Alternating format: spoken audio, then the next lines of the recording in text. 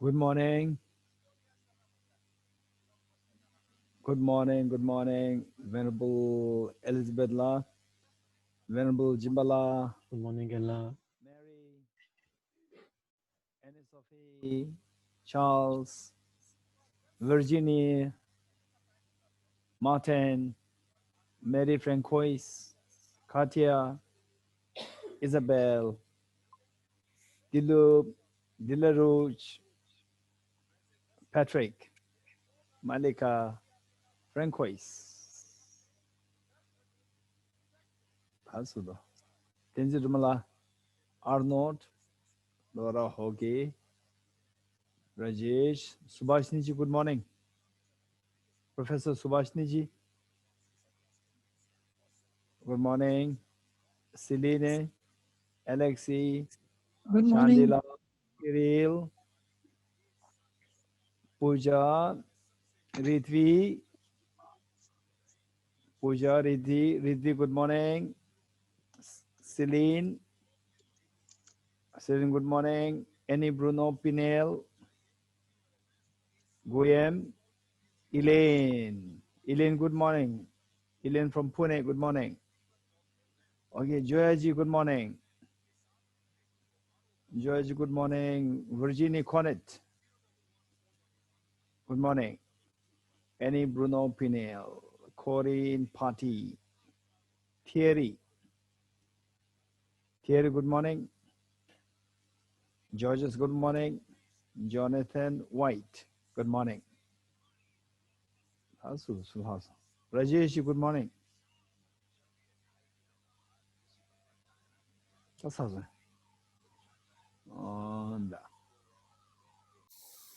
Okay, welcome you all to the session number 5.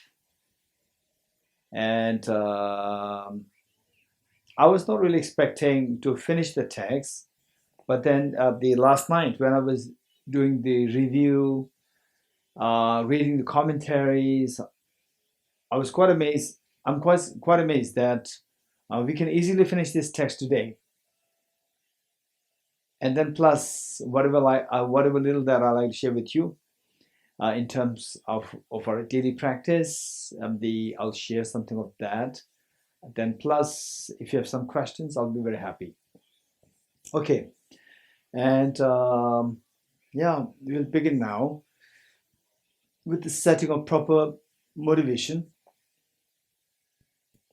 Visualize Buddha Shakyamuni, His Holiness the Dalai Lama, and all the enlightened beings, Buddhas, bodhisattvas, in the space in front of you.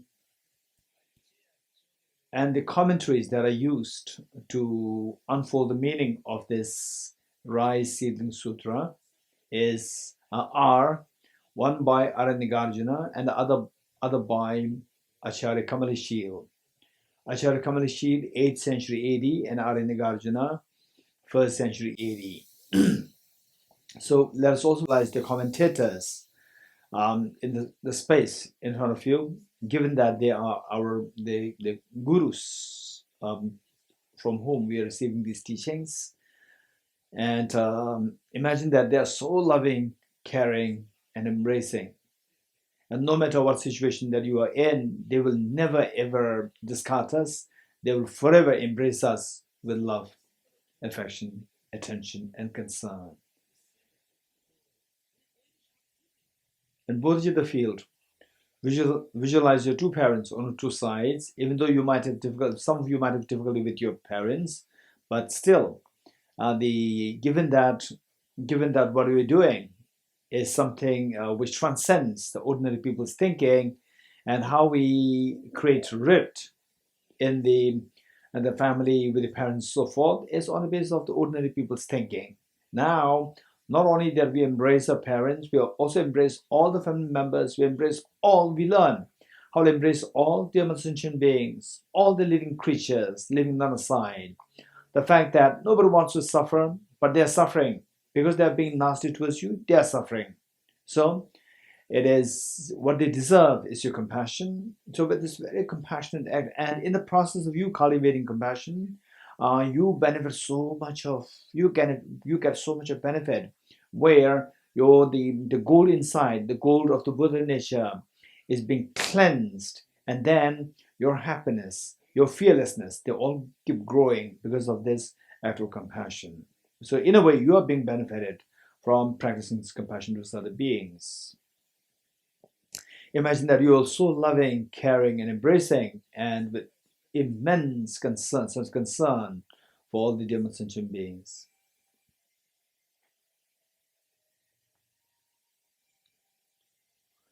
And the purpose of this practice is, purpose of the studies, reflection, and the meditation is to awaken this Buddha nature within us, awaken this seed of perfection that exists within each one of us, by gradually removing the mental dirt and let this gold inside to glow. And once that glows fully, by eradicating all the mental defilements, you achieve the total fearlessness.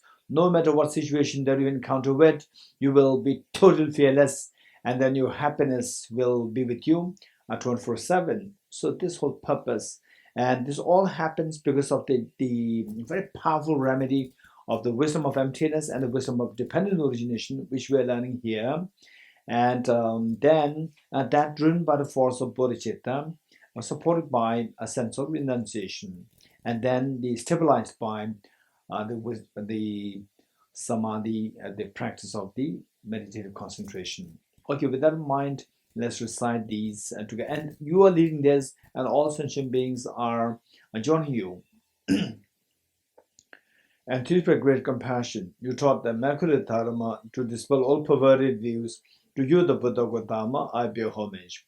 And teach by great compassion, you taught the Immaculate Dharma to dispel all perverted views. To you, the Buddha Gautama, I bear homage.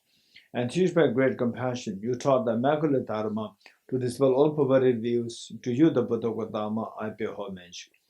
Sanye joda zoge chonam la chanjo pardo dane gyapso che dage jinso kebe tsonam ge chola penjere sanye rubare sho sanye choda zoge chonam la chanjo pardo dane gyapso che dage jinso kebe tsonam ge Chola penjere sanje rubare sho, sanje choda tsoge cho namla, chanjo pardo dane gyapso che, dage jinso kebe tso namgi.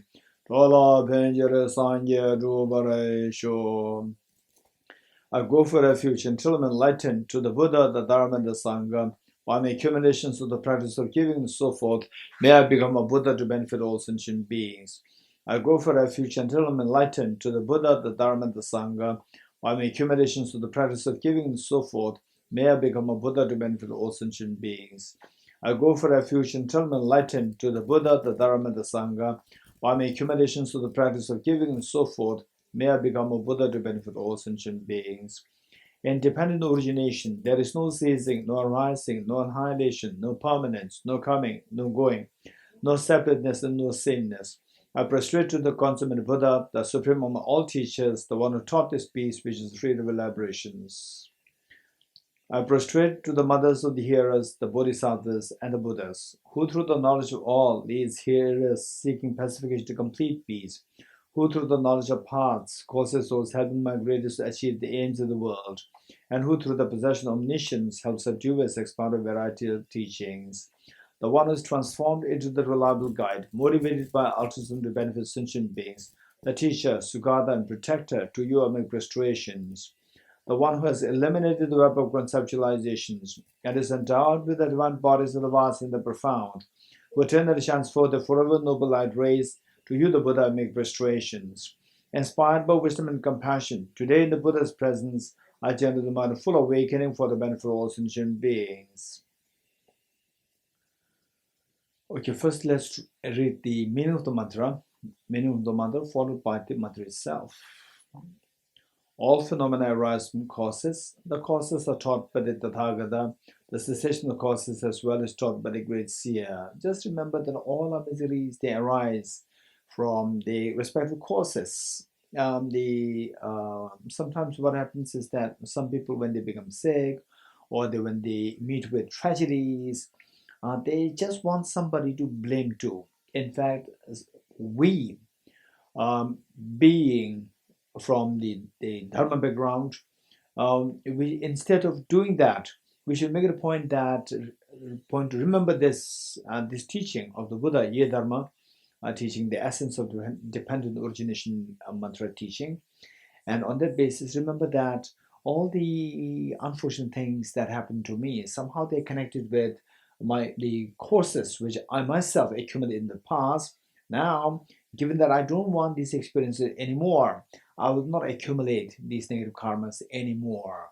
So I'll try to stay away from them. I'll try to do the opposite of these negative karmas, that is, accumulate as great virtues as possible.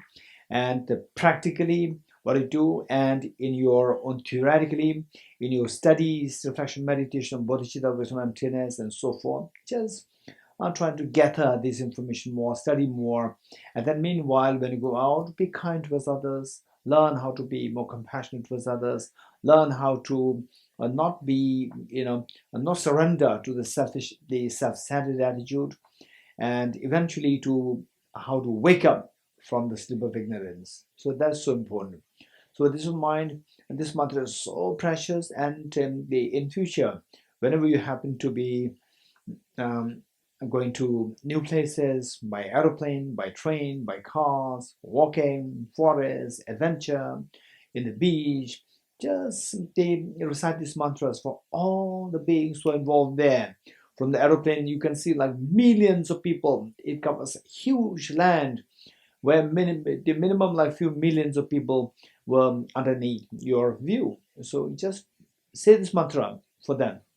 When you're in the beach, in this particular ocean, how many trillions of creatures are there? The big whales to the tiny, tiny, tiny insects there in this on the ocean. Just say this prayer. You can enjoy the beach. Meanwhile, say this mantra for all these creatures there and all the people who are visiting there. Most of the people who visit the beach is totally out of contact, no contact with dharma. So recite this mantra that anybody who visits this beach, anyone in this water, may they come in contact with this teaching of the Ye Dharma mantra to know the reality, and they learn how to get out of the samsara and to be of utmost benefit to all beings. So this much if you can do, that would be incredibly of great benefit. And when you do come across your friends, family members, and so forth, when they become sick, you can recite this mantra for them. So this will help us clear the negative karmas, and the healing can take place. Yeah, okay. And it's not 100%, depending on the power of the negative karma responsible for creating this illness, but at least new virtuous connections are built, which is so precious. Otherwise, the same person for all these many lifetimes never even heard of this mantra, and today you are sharing this mantra with them, at least mentally, which is so precious. Okay, let's say it three times. Om ye dharma hetu prabhava hetum desham tathagato hyavatat desham chayo nirodha evam vati mahashramanaya swaha. Om ye dharma hetu prabhavam hetum desham tathagato hyavatat desham chayo nirodha evam vati mahashramanaya swaha. Om ye dharma hetu prabhavam hetum desham tathagato hyavatat desham chayo nirodha Evam Vati Mahashramanaye Swaha. All phenomena arise from causes. The causes are taught by the Tathagata. All phenomena arise from the causes. The causes are taught by the Tathagata. The cessation of causes as well is taught by the great seer. Profound, peaceful, elaboration-free, clear light and non-composite. Such is the nectar-light dharma I have discovered. Finding no one who can fathom this teaching, in silence I'll return to the woods. Beyond utterance, thought, and expression is the perfection of wisdom, which is unborn, unceased, and has the nature of space. Is the object of apprehension of self-realized wisdom. To you, the mother of the Buddhas of the 3 times obeisance. All composite things are impermanent. All contaminated things are of the nature of suffering. All phenomena of the nature of emptiness and selflessness. Transcending sorrow is peace. The Guru is the Buddha, the Guru is the Dharma, likewise the Guru is the Sangha. The Guru is also everything wholesome. I go for refuge in the Guru. By the sound of the vibrant drum of Dharma, you liberate all beings of miseries. I beseech you to kindly remain and give teachings until the end of the expansive billions of aeons. The Buddha does not watch the negativities of beings, nor does he remove their miseries by his hands. His spiritual realizations are not transferred to them. It is by teaching the truth of the suchness that the beings are liberated. With folded hands, I beseech the Buddhas of all directions to shine the light of Dharma for all bewildered miseries glow. If you are attached to this life, you are not a spiritual practitioner. If you are attached to samsara, you have no renunciation. If you are attached to your own self-interest, you have no bodhicitta. If there is grasping, you do not have the view. Okay, we will read the Heart Sutra mantra.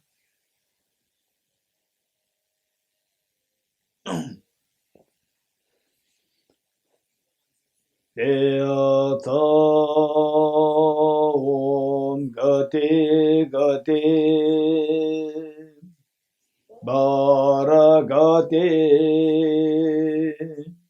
Parasamgati Bodhiswatyatha Om Gati Gati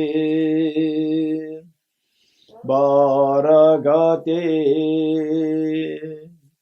Parasamgati Bodhiswatyatha Om Gati Gati Bharagati Parasamgati Bodhiswatyatha Om Gati Gati Bharagati Parasamgati Bodhiswatyatha Om Gati Gati Bharagati Parasamgati Bodhiswatyatha Om Gati Gati Bharagati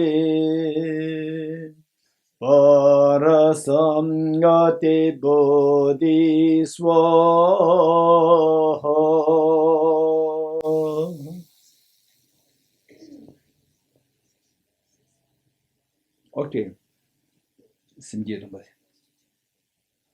now we will do the generating the aspiration bodhisattva vow on the basis of the stanzas.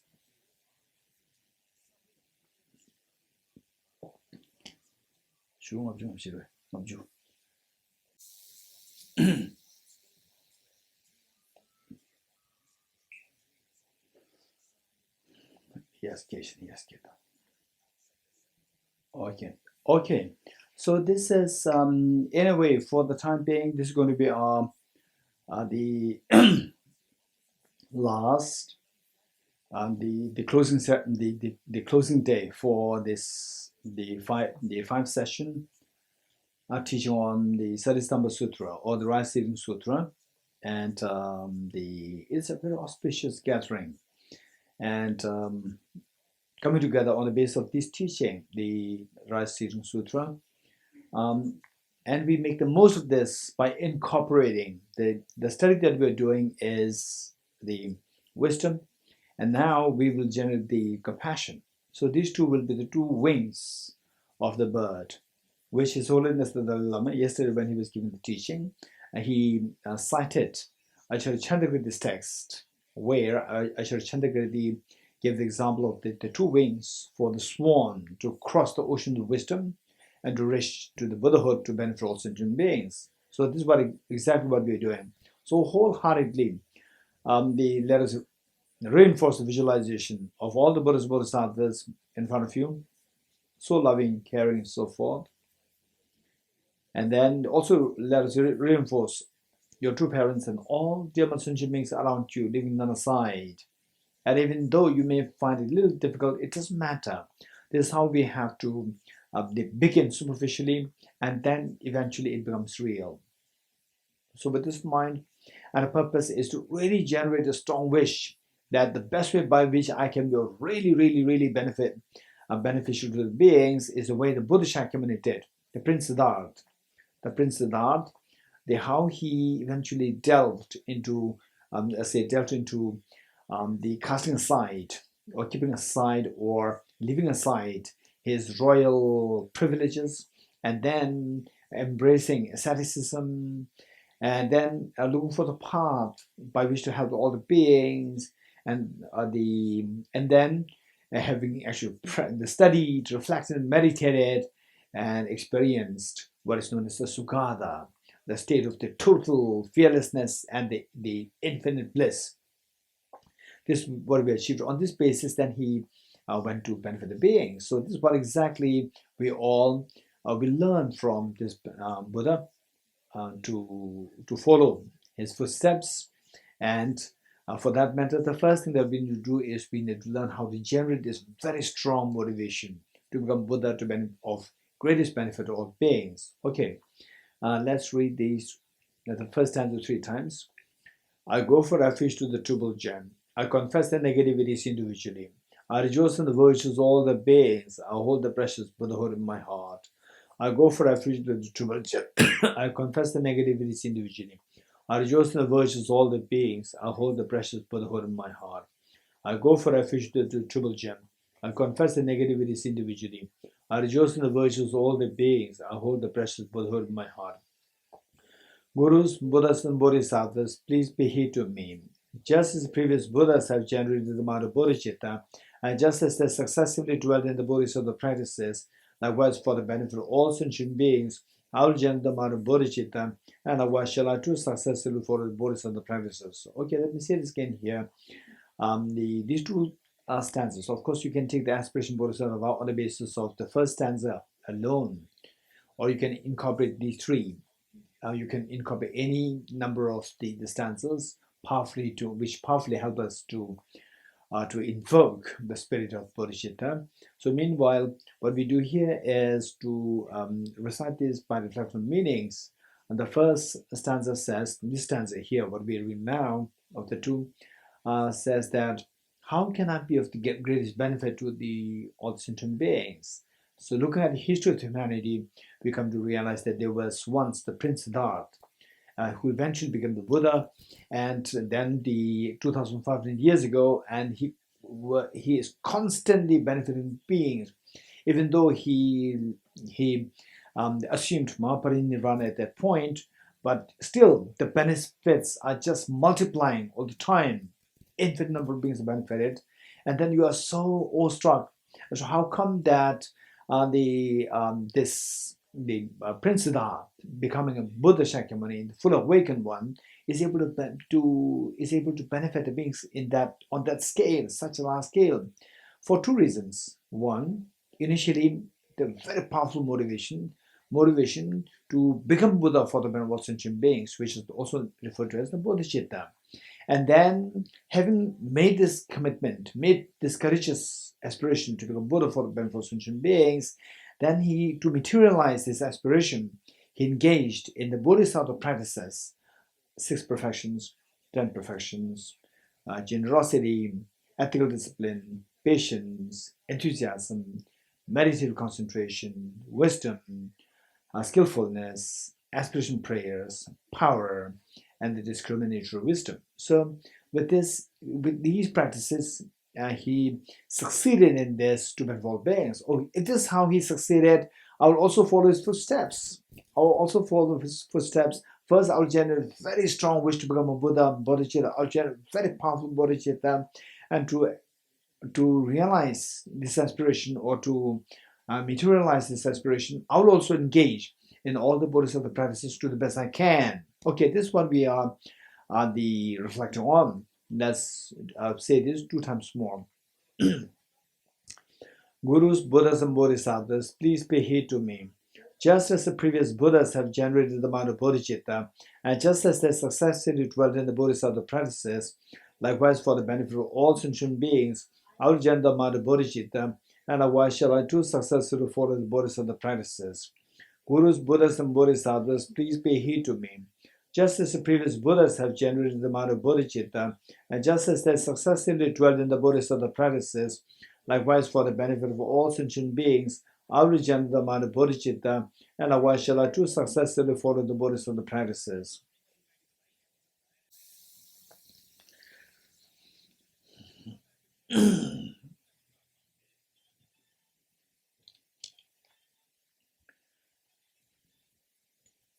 Okay,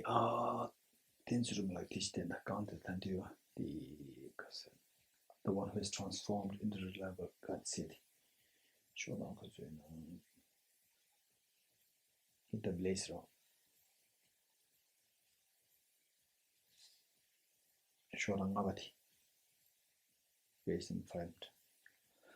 Okay,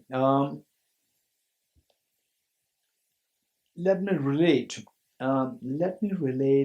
to the importance of this text, Salistamba Sutra, the Seedling Sutra. The importance of that. Yes, sir. Oh, okay. So the importance of this text we can best understand by relating this to these 2 lines. The one who has transformed into the reliable guide, motivated by altruism to benefit sentient beings, the teacher, Sugata, and protector to your administrations. So we can understand the benefit of this, the sutra that we're studying on the basis of these 2 lines. And these 2 lines were composed by the Indian, the saint scholar, by incredibly great, of course, the father of the Buddhist logic, by the name Acharya Dignaga. And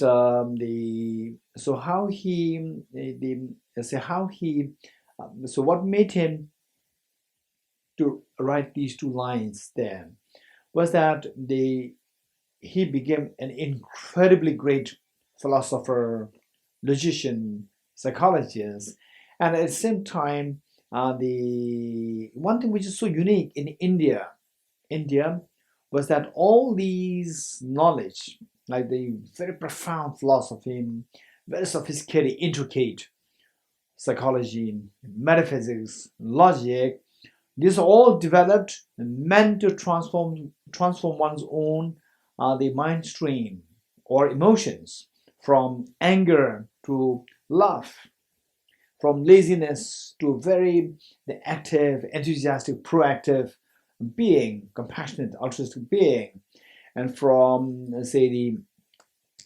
the inactive, passive state of mind to a very alert, fresh mind, and so forth. So we see that this whole given that this is the whole purpose for all these teachings, these teachers who wrote these texts, they happen to be incredibly great practitioners and enlightened beings. So this great teacher, Acharya Dignaga, he was in 6th century AD. And what happened was that he was in a solitary retreat, in solitude. He was meditating, and in the daytime, very briefly, he would go down to the town, to the village, to ask for alms. Alms, go for his alms round, which means to ask for some food, and then he would go back and do his meditation, compositions, and so forth. He being an incredibly brilliant logician, a scholar. So he was thinking of compiling all what he wrote on the logic, to compile them all together in one text. And in those days, just imagine, number one, like 1,400 years ago, number one, those days, the facilities that we have now, the papers, gadgets, they're totally absent. And then he being being on solitude, just the ascetic, he did not really have any facilities. So he started to jot down the opening passage, which is the word of salutation, on a slate, so which constitute these two lines plus two more lines. So these two lines is the main, and he wrote it there on the slate, and then he left for his alms round. Coming back, he realized that these two, what he wrote on the slate, were all erased. And again, he wrote the same thing and left, coming back, erased. It happened 3 times. So on the fourth time, Acharya Dignaga did not write this. What he wrote was that, whosoever erased what I wrote earlier, if you erased it out of joke, out of fun, please don't erase this. This is a very important work, extremely important work. Don't erase this. And if you erase it because you disagree with what I wrote there, then come in person, show up in person. This is what he wrote, and then he left. Coming back, there was a gentleman waiting there. So I did indicating that I disagree with what he wrote there. So in those days, the tradition was to debate. If you disagree, debate, and then settle. And then whoever lost, you should be converted. And then in those days, it's quite scary. For example, like if somebody debates with Venerable Elizabeth, and if Elizabeth is defeated, then all the French students will be converted to the other tradition. Whereas if Elizabeth wins the debate, then the opponents and all the students should be converted to the Buddhist. So this was the tradition in those days. And then this two of them started debating, and then just imagine, this stranger was debating with the brilliant logician, and how can we expect to win the debate? And he lost the debate.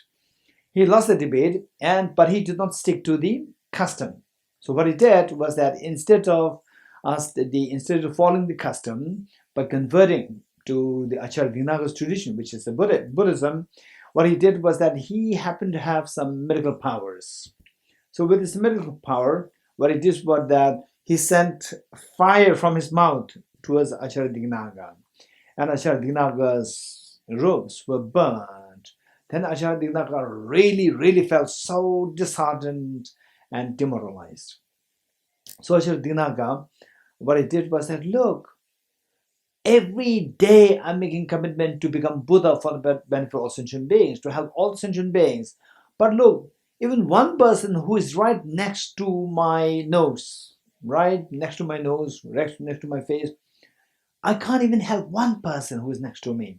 How can I possibly help all the sentient beings who I don't even see? So what he did was that the slate on which he wrote these 2 lines, he just threw this up in the sky with the commitment, with the intention. Moment the slate falls, he will quit the idea of working for others. And then strangely, the slate did not fall at all. And he was so amazed. He looked up at the sky, and he saw Arya Manjushri holding the slate in the sky. Okay, then Arya Manjushri gave him advice. My son, my spiritual son, why do you have to feel demoralized? I'm always there to guide you, to bless you, why should you have to feel demoralized? You continue your work of composing this text, and this text that you're composing will become eyes to the millions and millions of people in the future to see the Dharma, to see the reality of the Buddha's teachings. This will serve an incredibly great purpose. So all the logic now, like how many thousands of people study this logic in Nalanda in the past, from like 6th century to like 13th century, and then in Tibet, in China, and how many people studied this text, benefited so many. And through them, so many people have benefited. This is all because of this text. Many of the text, and one of which is this text. So this is the background of these two lines. Now, these two lines, it was written in the 6th century AD. And 7th century AD, another great, incredibly great enlightened being and a logician, philosopher, psychologist, Acharya Dharmakirti came into being. And Acharya Dharmakirti, reading these two lines, he was so fascinated. He was so fascinated that, wow, this is not just two lines, this is going to be a whole book. The two lines, the content matter that these two lines are carrying, this is really needs to be unfolded, flesh out. And then Acharya Dharmakirti, he wrote a commentary on these two lines. And this the whole commentary known as Pramana Vartika, or commentary on the valid cognition, and which has 4 chapters, and the second chapter, which has 283 verses.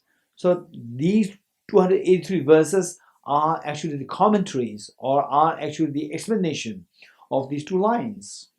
And believe it or not, if you study these 283 lines, 283 verses yourself, you will not understand anything. It requires, like this book. Like these books are the ones, huge books, as commentaries to those 283 verses, which in turn are the commentary on these two lines. So these two lines will give the whole picture of how a wise person should extract the greatest meaning out of one's life. And no doubt, everybody wants to present themselves, and they want to present themselves as wise people. And I'm sure each one of you also likes to be a wise person. If you really want to display yourself a wise person, this is approach rendered by Acharya Dignaga and further commented upon by the Acharya Dharmakirti in his Pramana Vartika chapter 2. So I would highly recommend that Venerable Elizabeth, through your the kind effort, that as many people can study Pramana Vartika chapter 2. So this, if you can do that, this can greatly serve the Dharma. Okay, so I'm going to quickly explain these two lines, so that will help and lay the ground for you to study Pramana Vartika chapter 2 in the future.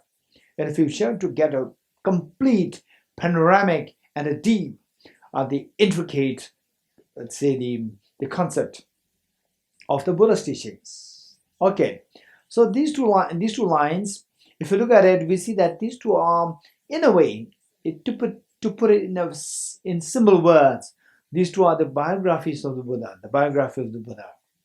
How this Prince Siddhartha, he started as a young, energetic, the intelligent, compassionate young prince, eventually became the savior of the whole world. How?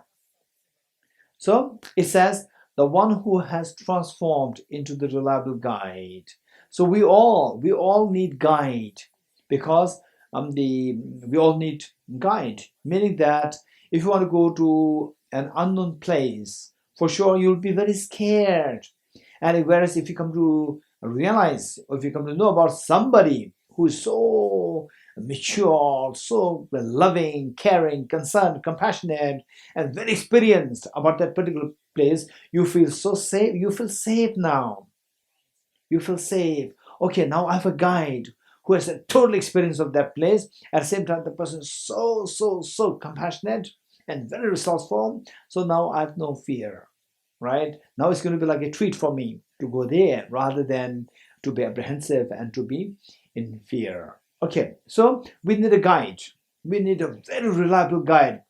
Reliable guide should have three qualities: perfect love, perfect knowledge, and a perfect power. So when we say go for refuge in the Buddha, remember these three qualities. Somebody who has perfected in these three qualities: perfect love, perfect knowledge, and perfect power. Why these three qualities? Only when somebody is endowed with these three qualities will be having the facilities to be the reliable guide, to be the most reliable guide. And that person can guide you, that person can really be a refuge to you till your Buddhahood. Okay, how? This is very important. How? The first, let's say that the knowledge. So when you are very young, when you are like age 10, 11, 12, your father tells you that, hey, my daughter, my son, study well, and if you study well, I'll be there to help you in any ways you need. And then one time, you remember the statement made by your father, what he said, and you have to sit for the science exam, physics exam, let's say, physics exam or science exam in about a week's time. Then you go to your father and ask him, please teach me, last time you promised to help me when I'm interested to study. So now I'm interested, please teach me physics or science. My exam, the science exam is approaching within a week's time. And the father said, I'm very sorry. I always failed in science when I was in school. The father cannot help you. Why? Because he's lacking the knowledge. Therefore, somebody to be able to help you, that person must be endowed with perfect knowledge of where you want to go. The perfect knowledge. Then the father said, okay, don't worry, my daughter, don't worry, my son, don't worry. Our next door neighbor is a world Nobel laureate in physics, right? Go and seek his help. And you go to the Nobel laureate, physics Nobel laureate, knock at the door, and the Nobel laureate asks you, hey, my child, what do you want? My exam is approaching in a week's time. Please teach me physics. Okay, the 500 euros per hour. 500 euros per hour. No, I cannot pay this much. I cannot pay this much. Just for 1 hour, I have to study for like 10 hours or 20 hours with him. And then where will I get all this money? 5,000 euros. Just for this tuition, How can I get this money? No way. Okay. So even this person cannot help you. This professor cannot help you. This professor has the knowledge, but he cannot help you because he's lacking the love. Your father will never ask for 500 the euros, right, for 1 hour if he knows physics. So therefore, this is clear indication that why your father will not ask for that, because your father loves you, whereas the professor does not love you. So therefore, he's lacking the love. Therefore, you are not being helped. You cannot receive the help, or he cannot help you. And then you reported this to your father, and the father felt very sad. And father, but don't worry. Although your mother is not a Nobel laureate in physics, but when she was in school, she was the topper in physics. So she can teach you. And your mother comes in the evening from her, say, whatever work. She comes, and then you are so happy. Now she's the one who loves me, who has the knowledge. Okay, I'm so happy that now she can help me. You jump to the mother, and the mother said, please don't come close to me. I have a stomach problem because she must have had some stale food from a hotel or restaurant, whatever. And then she's having some stomach problem. So even she could not help you. She wants her own time. She has love. She has the knowledge, but she cannot help you because she does not have the power to help you. So whereas if somebody is endowed with perfect love, perfect knowledge, and perfect power, then the person at any time, the person will be there to help you. So that is the one who can best help you. That is known as the reliable guide. So the one who has transformed into the ruler. Transform, this is key word, transform, which means that the Prince Siddhartha, as a prince, before he was 29, as a young prince, and he was a prince, very intelligent, very compassionate, but at that point he was not the awakened one. He was not the Buddha. So then eventually he became the Buddha. He transformed. He has transformed into the Buddha, into the fully awakened one. So the one who is transformed into the reliable guide. Then your question will be, how did he become? How did he transform into the reliable guide? How? So you want to know that. So they also like to be transformed to become a reliable guide for all demon sentient beings. So how? So it is that he was transformed into the reliable guide on the basis of the four premises or the four reasons.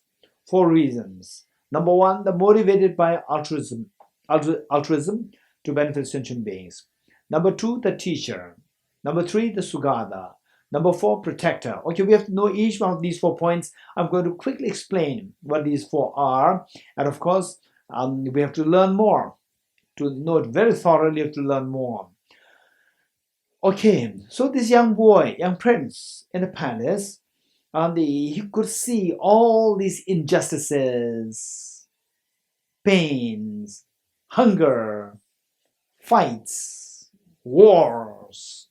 He could see all these problems there, and problems not just for himself, but for all the beings. He could see this problem. So he just wanted to help the beings. So therefore the initial motivation is motivated by altruism to benefit sentient beings. This is the motivation. So this young prince was deeply, deeply, deeply motivated by the altruism or the compassionate feeling to benefit the sentient beings. This is the incredibly deep, profound motivation that he had. With this motivation, what happened was that then, okay, how can I benefit the beings? This next question. How can I benefit the beings? This next question.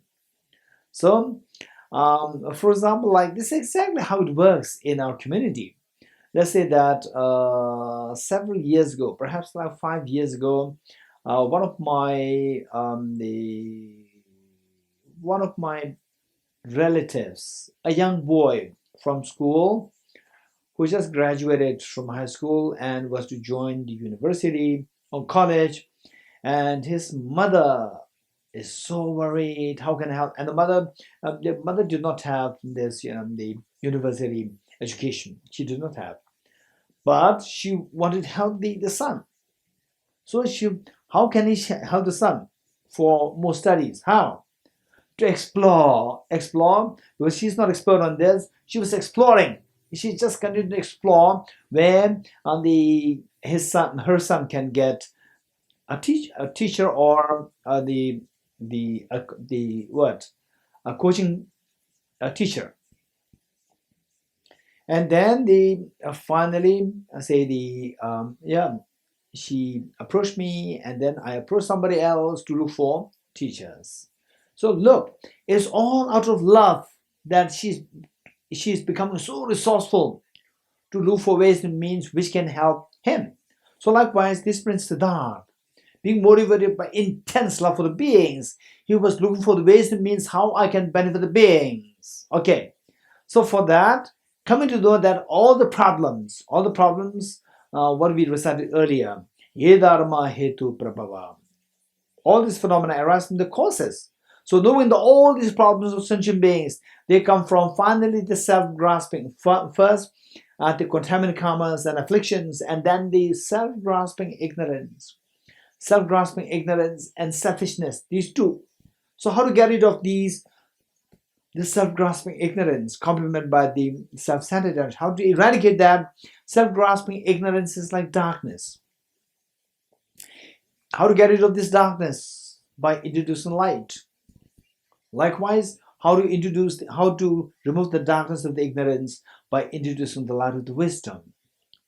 Okay, now I got a clue that I can help the beings by looking for the light of the wisdom. Okay, what is that wisdom? That wisdom must be the wisdom to counteract the ignorance, two of which are directly in opposition with respect to the object of apprehension. So self-grasping ignorance says that things exist objectively as not like a dream.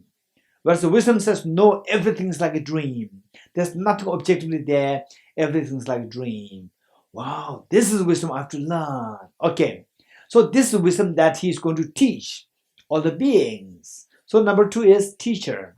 Teacher meaning the wisdom of emptiness, which he is to teach all the beings. So this wisdom of emptiness is given the label teacher. Now he, theoretically, he has found the medicine to heal the beings. But first he has to verify if this medicine works. So how does he check it? How does he verify this?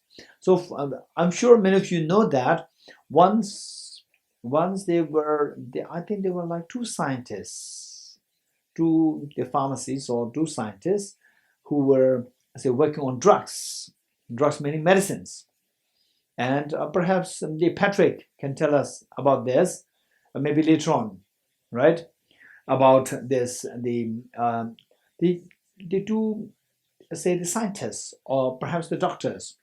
So these two doctors, they said that our ulcer problem, gastric ulcer problem, is because of the bacteria. But then and they said that this is medicine. So they made a medicine and said this medicine, this ulcer problem is all because of the bacteria. It's not for any other reason. And the bacteria and these bacteria, together with these bacteria, there's medicine here. They created medicine, but the medicine board, they has to, in order to consent or in order to give permission to this, they have to prove that this medicine is efficacious, that this medicine works. So how did they prove? Okay, they have to prove that this medicine works. So what they did was that they first said that these bacteria, they cultured some bacteria. These bacteria are responsible for creating this gastric ulcer problem. So he consumed all the bacteria, and then within few days time, he started to have the acute ulcer problem because of these bacteria.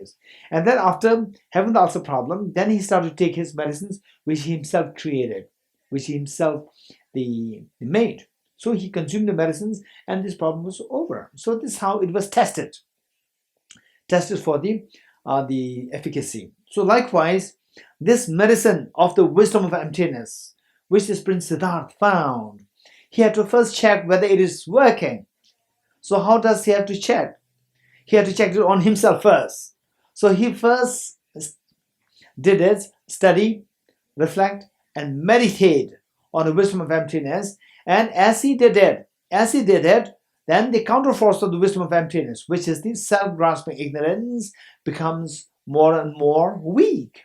And then, because self-grasping ignorance becomes weak, then the offshoots of the self-grasping ignorance in the form of, say, the attachment, in the form of afflictions, in the form of the contaminant karmas, they all start to become weak and they start to disappear. So once the root is cut, once the root of the poisonous tree is cut, all these millions and trillions of poisonous leaves going there, they all dry automatically. So all his misery is stopped. All his tension, misery, anxiety, anguish, the depression, they all disappeared. All sorrow disappeared. So transcending sorrow is absolute peace. So what he experienced was, he started experiencing absolute peace in contrary to the sorrow, in contrary to the pains. In contrary to the pain, he experienced bliss. He experienced a total bliss of the freedom from all forms of miseries, freedom from all forms of fears. So that is the Sugata. The next one, teacher, Sugata. Sugata means the one who has gone to the absolute bliss. Sugata meaning the one who has gone to the absolute bliss. Okay, now this Prince Siddhartha became the full awakened one, known as the Buddha, as the Sugata. And because of this, through his own experience, then he goes out to protect the beings by giving this teaching, by giving this medicine of the wisdom of emptiness. So this makes him a protector. So with these four steps that Prince Siddhartha took to become a Buddha, so he became the reliable guide. You're getting it? So this is how we all have to follow the path. So the bodhicitta, the first one, the motivation is so important, motivation. Then with this motivation, they're motivated by altruism sentient beings. Then the teacher, which is the wisdom of emptiness. We have to study wisdom of emptiness. And for the study of wisdom of emptiness, I would highly recommend you to study Acharya Chandragiri's text, Madhyamik Avatar, or Entry into the Middle Way. You must study this text. And later on, Aranagarjuna's text. Aranagarjuna's text is like the king of the text on emptiness. And for us to get to that, it must be bridged by Acharya Chandragiri's text, Entry into the Middle Way. Okay, so then these two combined together, you study, reflect, and meditate. Just, spend like few years, study, reflect. And then as you study and reflect, you see that you are growing, you are becoming more and more mature. You're growing, your happiness is growing, and you become more confident. But this is how we have to approach. Okay, with this in mind, yesterday, we continue from where we left yesterday of the text.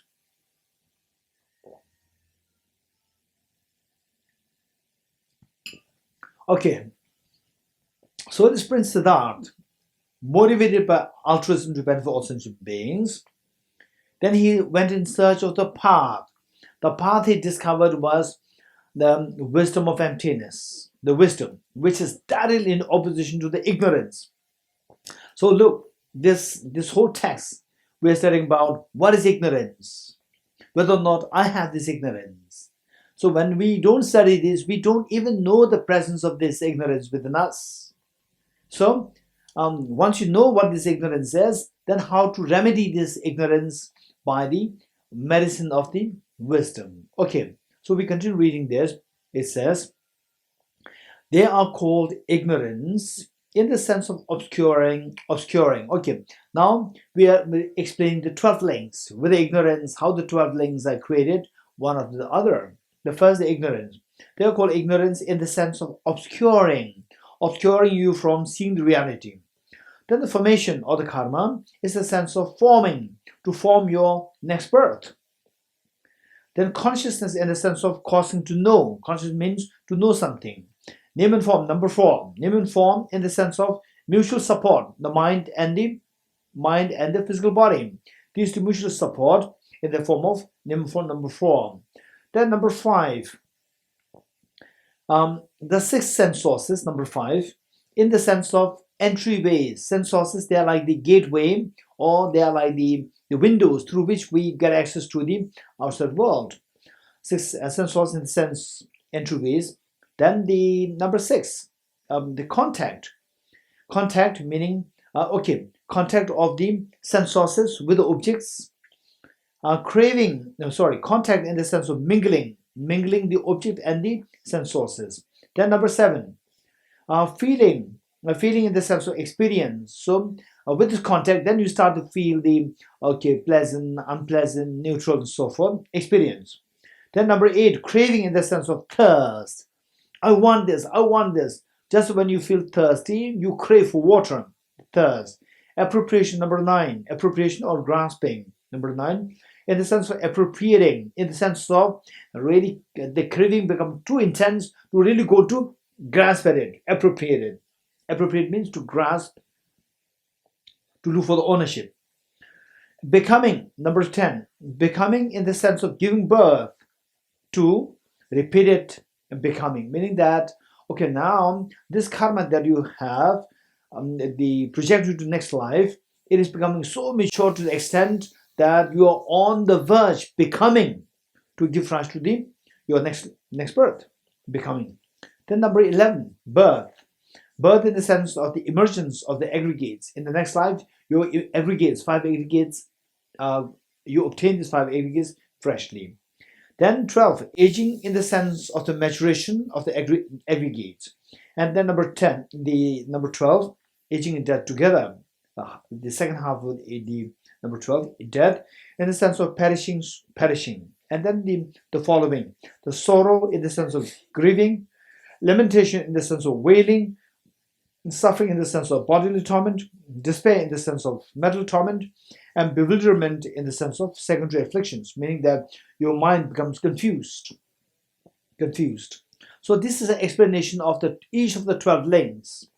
Each of the 12 links, what they mean, and how, once you know what they mean, then we have to look for how they're connected to each other. The next, furthermore, not knowing reality, okay, again, the further explanation. Not knowing reality in the sense of not apprehending it and misapprehending it is ignorance. Again, the ignorance. If such an ignorance is present, 3 types of formation, meaning the 3 types of karmas are developed or are created. Okay, karma, what are the 3 kinds of karma? Let's say that generally speaking, we can see negative karma and positive karma, 2. Negative karmas and positive karmas.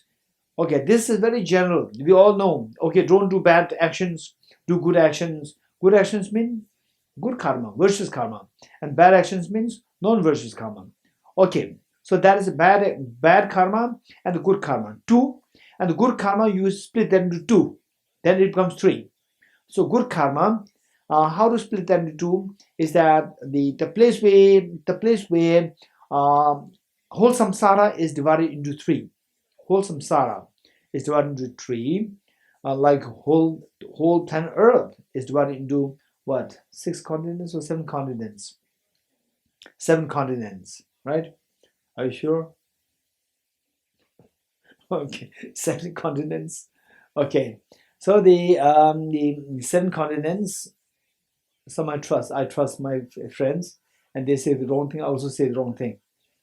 Yeah. Okay. 7 continents, and they likewise whole samsara is split into 3 groups, 3 parts. One is known as the desire realm. The first one is desire realm. Number 2 is form realm. Number 3 is formless realm. Desire realm, form, physical form. Then the formless, without form, formless realm. These divided into 3. And I'll say now the first negative karmas, the negative karmas, they only give rise to the sufferings. Then the positive karma, 2. Positive karma can be split into 2, because within this samsara, we see that desire realm is 1, and then the form and formless. Form and formless, these 2 we can club them together to say the higher realms. Form and formless, we can club them together and say higher realms. And to take birth there is not easy. To take birth in the form and formless is not just sufficient to have the positive karma, but the positive karma must be an extremely refined positive karma. Extremely refined positive karma. Okay, let's say that the water that we drink, but some of you who are aware of the companies who do the gadgets, washing the computers. So there the water must be extremely clean. Just ordinary water like this, what we drink, is not sufficient. It should be extremely clean. Okay. Likewise, the positive karmas, to take birth in the form and formless realm, the positive karma must be extremely refined positive karma. What do you mean by extremely refined? Positive karma. A positive karma which is accompanied by a very refined meditative experience. Positive karma which is accompanied by extremely refined meditative experience. In other words, positive karma is associated with the very powerful meditative concentrations. These will take you to the formal and formless realm. So these positive karmas are known as unwavering positive karmas. Unwavering karmas. Unwavering karmas. Okay, you may be wondering why they are known as unwavering. I'll explain this a little later. Unwavering positive karmas and the other positive karmas just to project you in the desire realm. Positive karmas to project you in the desire realm. These positive karmas are known as meritorious karma. So now what we have is negative karma or non-meritorious karma, number one. Number two is meritorious karma. Number three is the unwavering karma. Three. There are three kinds of karma. So the ignorance giving rise to the formation of the karma. This formation of the karma is of three kinds: non-meritorious karma, meritorious karma, and the unwavering karma. So non-meritorious karma will throw us into hell, the hell realm, hungry ghost realm, animal realms. And the meritorious karma will throw us into human realm or the god and goddesses within the desire realm. Then the unwavering karma will project you into the form and the formless realm. So why that karma to throw you to form and formless realm, they are known as unwavering, is because that the other virtues we can just, for example, let's say I give some money to you, and then you can use it in whatever you like. Say you can use it for buying chocolates, buying cakes, or buying Coca-Cola, or buy flour, or buy whatever. So you can buy it to get whatever you like. But whereas I say that, okay, I'll give you this check or this voucher. This voucher equals some money, right? But this voucher, you can use it only in one shop, which only sells chocolates, right? So there's no choice. So you will get only chocolate out of this voucher. You're getting? So this is unwaveringly, this voucher, that money that I'm giving you, you cannot use it for any other purpose. It will only for, or let's say a child, this is only for your stationaries, for buying books. So this voucher I'm giving you, it will work only in that stationery, not in the chocolate shop, not in the pastries or the McDonald's and so forth. It will work only in that particular stationery. So you can buy only the stationery. This will unwaveringly make you to buy the stationaries, right? So this kind of karma will unwaveringly take you in the form realm and formless realm, not in the other realms. Okay, this is the meaning. Okay, I'll continue reading. If such ignorance is present, three types of formation develop: those that leads to meritorious states, those that leads to unmeritorious states, and those that leads to unwavering states. This is what is meant by ignorance causes formation. From formation that lead to meritorious states comes consciousness. Then from the second, number two is the formation or the karma, will give rise to number three, which is consciousness. So what is consciousness?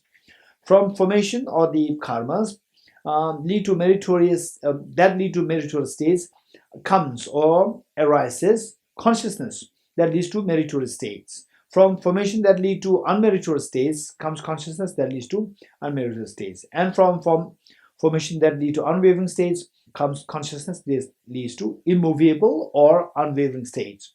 This is what is meant by formation causes consciousness. Three kinds of karma. Say there are three kinds of karmas. So therefore, the karma will make you have this consciousness to take to give rise to three different states.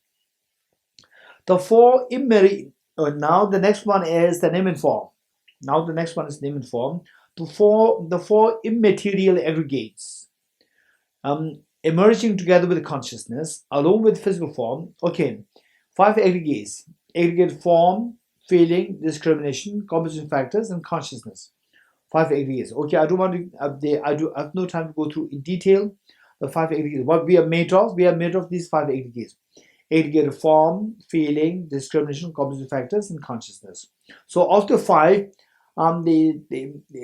except for the form, the remaining 4 are the immaterial aggregates. The 4 immaterial aggregates emerging together with consciousness, meaning that number 3 is a consciousness. From there, from this consciousness is also immaterial. From there, the resultant 4 immaterial aggregates arise. So these 4 immaterial aggregates, along with the physical form plus the physical form, this is what is meant by consciousness, causes, name, and form. These 4 immaterial things are known as name, and the physical form is form. So number 4 is known as name and form. Name refers to the 4 immaterial aggregates. In other words, the 4 aggregates which fall under the consciousness, which fall under the mind. What we have is mind and the body. Body is the physical form, and a mind we can further divide that into 4 aggregates. Okay. Due to the development of name and form, the performance of actions through the entryways of 6 sense sources occurs. Okay. Now with the name and form, number 5,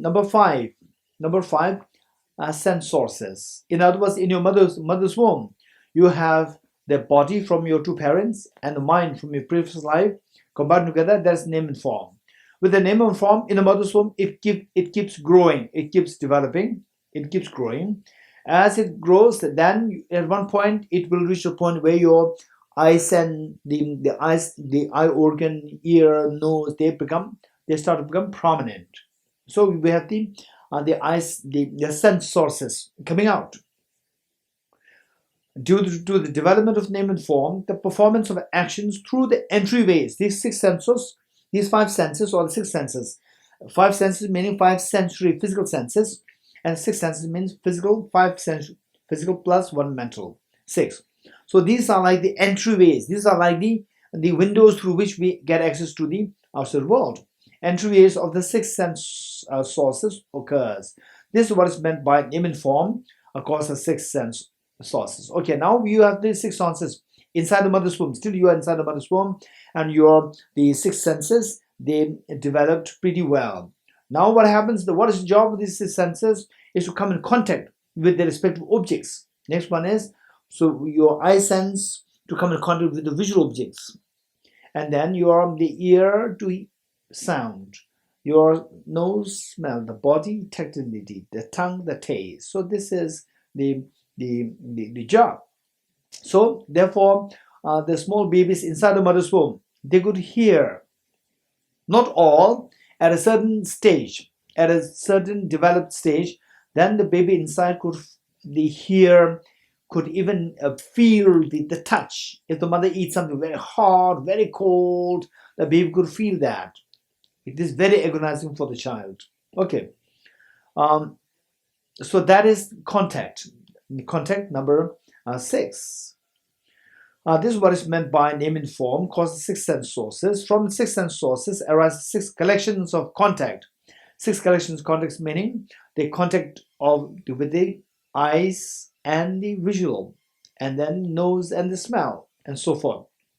This is what is meant by 6 sense sources cause contact. Then the contact with the contact, once you have the contact, then the feelings, when the contact becomes very mature, then with the contact you could start feeling. For example, say my hands are numb or my feet are numb. Then when it walks, you won't be able to distinguish whether the surface on which you are walking is smooth or rough. You cannot distinguish that. The feeling is not that sharp. Later on, as this contact becomes more mature, as you become more mature in the mother's womb, then it will really give you a sharp feeling. Okay, this pleasant, unpleasant, all these things happen. The feeling occurs precisely according to the types of contact that occurs. This is what is meant by contact causes feeling. Then the feelings, with the feeling, pleasant feeling, attachment arises, unpleasant feelings, anger arises. So number 8 and number 9, attachment or the craving and grasping. Feelings occur precisely according to the types of contact. This is what is meant by contact causes feeling. Relishing those different kinds of feelings, taking delight in them, taking delight in the feelings, clinging to the feelings, and having clinging remain is what is meant by feeling causes craving. Now, this craving will become intensified. From relishing, taking delight, clinging, and having that clinging remain comes an unwillingness to let go, with a repeated wish, may I never part from these dear and delightful forms. This is what is meant by craving causes appropriation or the grasping. This grasping, these two things. So the feeling, the part of the feeling is when you're in the mother's womb. Then the major part of the feeling is when you come out of the mother's womb. Come out of the mother's womb, and then the feelings, they become their feelings, and then your cognitive thought process also develops when you come out of the mother's womb, and cognitive thought process will make the judgment of the feelings very sophisticated and more karmas accumulated. So, in other words, then closer towards the death, these feelings, the feelings, pleasant feelings, unpleasant feelings, particularly pleasant feelings, then give rise to the attachment and craving and the grasping. These two become so intense closer towards the death that, okay, I'm dying now, I should not die. Then the attachment to self, craving to the self, grasping to self happens, and this will germinate the seed of the karma formation. The formation that you have that's germinated, and the germinated form of the formation of the karma is known as number 10, becoming. So it says, such wishing gives rise to rebirth producing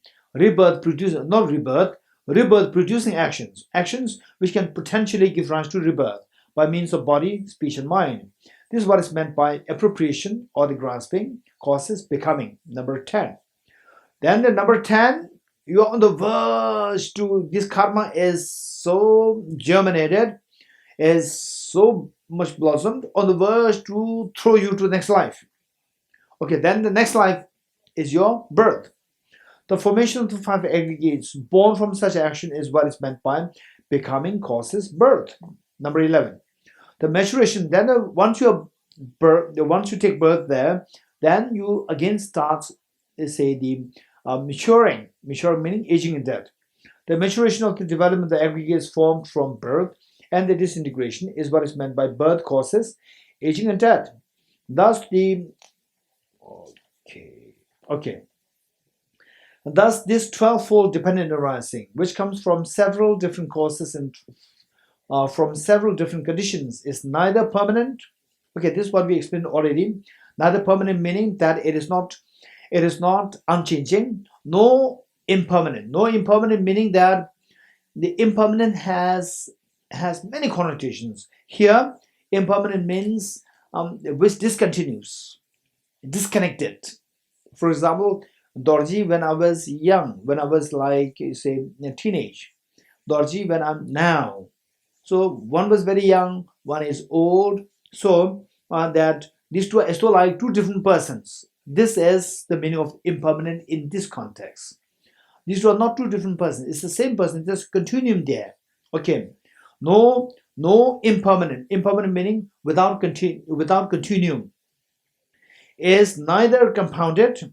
Compounded meaning that somebody else compounding it or somebody else creating it, nor uncompounded, meaning that nor is negative, un is negative, double negation is positive, compounded. So the two compound, the meaning of the two compounds is very different. The first one, non-compounded, is compounded by external agent. So here, compounded, no uncompounded means compounded. This is compounded by the illusion like cause and effect.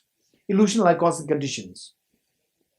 It's not without any cause or condition, is without an experiencer, is without a self, a permanent self as an experiencer of your feelings. Nor is not something Okay, this would be done earlier. Exhaustible, something destructible, or something that ceases, has proceeded from time immemorial, without interruption, like the flow of a river. So this self, it does exist. This self does exist in the form of 12 links. It just keep going like this: 12 links, again 12 links, 12 links, 12 links. So it's just like the river, the flow of the river. The flow of the river, it's just endless. It keep going like this. The flow of the river keeps happening. So like once our birth and death, 12 links keep happening. And if you study the 12 links more in detail, then you see that this is really samsara. Samsara means cyclic birth, involuntary cyclic birth. It's really involuntary until we do something. We can't expect that one day automatically the samsara will stop. It will never stop. It will never stop until we put effort to stop this. Okay. It is like, say, the boulder, a rock, or a boulder, say, rolling down from the top of the mountain down. It'll keep rolling down. As long as there's a slope there, it keeps rolling down. Until we put exerted effort to stop it. Otherwise, don't expect that the slope down, one day somehow it will stop there. No, it will never stop. Okay. This 12-fold dependent arising, which comes from several different causes and from several different conditions, is neither permanent nor impermanent, is neither compounded nor uncompounded, is not without any cause or condition, is without an experiencer, and is not something the exhaustible, something destructible, or something that ceases, has indeed proceeded from time immemorial, without interruption, like the flow of a river. Nevertheless, there are 4 links that serve as a cause for assembling this 12-fold dependent arising. Which 4? Namely, ignorance, craving, karma, and consciousness. Okay. So again, with the 12 links of dependent origination, from there again 4 are picked up. 4 are picked up to explain the 12 links from another angle. The 4 are ignorance, craving, karma, and consciousness. Okay, just keep this in mind. Say, for example, let's say when a person dies, what travels to the next life is the consciousness. So consciousness of the next birth is going to be given rise to from the consciousness of this birth. So the consciousness is like the seed. You take a seed from India to France and plant it there, the seed of the orchid flower. You take it from India in the form of seed. You plant it there in France and the orchid flower grows there. So it came from India. So what traveled was the seed. So the consciousness travels. So consciousness is given the example of a seed, the consciousness. And then this consciousness, this seed requires the land or the earth, the land to hold it. So to hold it or to hold it. So our karma is the one. Karma is the one which holds this seed and carries like the land. It helps to hold the seed, karma. Then this seed has to be germinated by water. So the craving is like the water, and there should be somebody to plant the seed there. Who is that? The ignorance. Ignorance planted the seed. So how the metaphor is given here, it is a little different from how the metaphor is given in other texts. This is very beautiful. Okay, let's see. Consciousness functions as a cause by having the nature of a seed. Finally, this is the seed germinates into the flower. So consciousness is that seed. Karma functions as a cause by having the nature of the field on which the seed is planted. The ignorance and craving function as causes by having the nature of the afflictions. And the more detail will come in the following lines. Karma afflictions cause the seed of consciousness to grow. Here, karma functions as the field for the seed of consciousness. Craving, as a part of the affliction, craving moistens the seed of consciousness, watering. Ignorance sows the seed of consciousness. Without these conditions, the seed of consciousness does not develop. In this process, karma does not think I function. Okay, look, when these factors are there, invariably the 12 links happen. And it's not that, okay, I do it on the karma thinks that, okay, I'm holding you, the seed, as if I'm holding you, like a field, I'm holding you, and see, yes, karma is holding me. No, these thoughts are not there. This is just operating on the basis of dependent origination. When these factors dependent upon which the result is to arise, these factors gathered, automatically the result is given rise to. There's no thought involved. So this is the meaning of the dependent origination. This is so important. Otherwise, in our case, we always have, the human tendency. I think from the past life, from the past, the imprints, or in this life also imprints. And so like anything we do is as so like there should be something dictating, or somebody is maneuvering the thing. No, there's nothing there. It's just the dependent origination operating. In this process, karma doesn't think. I function as the field for the seed of consciousness. Nor does craving think, I've moistened the seed of consciousness. Nor does ignorance think, I sow the seed of consciousness. Nor does the seed of consciousness think, I'm produced by these conditions. Yet when the seed of consciousness grows, planted in the field of karma, moistened by the water of craving, and strewn with the manure of ignorance, the sprout automatically arises. The sprout of the name and form manifests within the seed, the consciousness, ejects to the next life. And in the next life, in the mother's womb, the name and form is bound to come into existence by dependence on the karma, the craving, and the consciousness. Okay. Manifest within whichever mother's womb one will take rebirth through. And this sprout of name and form. So name and form is given the analogy of this sprout. And this sprout of name and form is not created by itself, not created by another. Okay, done before. Not created by both, not created by Ishvara, not transformed by time. Okay, not transformed by time. Of course it is transformed by time, but what is said here is that there is one group of the classical Indian the philosophical traditions who believe that time is the creator. Time is the agent there as separate from all the other things, and that creates all the things. Time as the creator, it does not contribute to transform. Otherwise, time as a dependent origination, that's fine. If you're not transformed by time, not derived from prakrit meaning an agent. This is an interesting thing. Okay, an external agent, external agent which decides everything. So there's no such prakrit there. External agent, which is also technically translated as jizo, meaning generality, jizo, or the substantial generality. Okay. Not dependent on a single factor and not born without any cause, nonetheless from the combination of the union of parents, the period of ovulation, and other conditions, the seed of consciousness filled with appetite. So this is not really the correct translation. Okay, filled with appetite. Just put a mark. Don't delete it. Just underline this.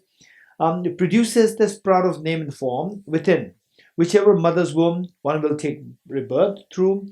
For although things are not the owner meaning not the independent permanent self, devoid of ownership, not being influenced by somebody else owning you, ungraspable by the permanent self, or space-like. Space meaning from the object is all the just empty, and the nature is the mark of illusion. But then how they operate is subjectively. From the object, there's nothing there. From the subject, like how the dream is created, from the subject, illusion like dream, illusion, then things are operating. Cause and effect, they're all operating on the basis of the subjective imputation. And the nature is the mark of illusion. There's no deficiency of requisite causes conditions. For instance, the I consciousness arises by way of, I consciousness. Let's say, it is simply by dependence on the factors. When these factors come together, the results invariably arise. There's no agent deciding. It's just the operation of the dependent origination. Now, given the example of the I consciousness, how the I consciousness comes into being by 5 factors. We talk about 3 factors. Now here, the Buddha is talking about the 5, teaching the 5 factors. For instance, the I consciousness arises by way of 5 principles. Which 5? Namely, I consciousness arises based on the I on which it depends. Number 1, we should have the I sense power. Number 1. Number 2, we need to have the physical for, let's say, for us to see this flower, for us to have the I consciousness seeing this flower. So 1, you have the I sense power. Number 1. Number 2, we should have the flower there, the physical form. Number 2. Then number 3, there should be light. If there's no light, you will not see it. There should be light. Number 3. Then number 4, we need the space between the flower and your I consciousness. If it is blocked by an obstruction like this book, like this, right? If there's an obstruction there, the space is removed, then you cannot see that. You need a space to see that. The space and the appropriate attention. Appropriate attention meaning your mind. You should pay attention to this. Your mental consciousness to pay attention to, oh, there's a flower there. And now I have eye consciousness seeing the flower. So these are the 5 things. What are the 5 things? I sense power, number 1. Then the flower, the physical form, number 2. Number 3, the light. Number 4, the space. Number 5, the attention being paid. So with these 5 factors come together, then I sense consciousness, cognizing the flower, invariably arises. You don't need anyone to dictate on you. They're based on the I on which it depends: form, light, space, and appropriate attention. Here the I function as the basis for the I consciousness. Form function as the object of perception for the I consciousness. Light functions for visibility. Space functions by not obstructing. Appropriate attention, the attention from mental consciousness functions as mental reflection. Without these conditions, the I consciousness cannot arise.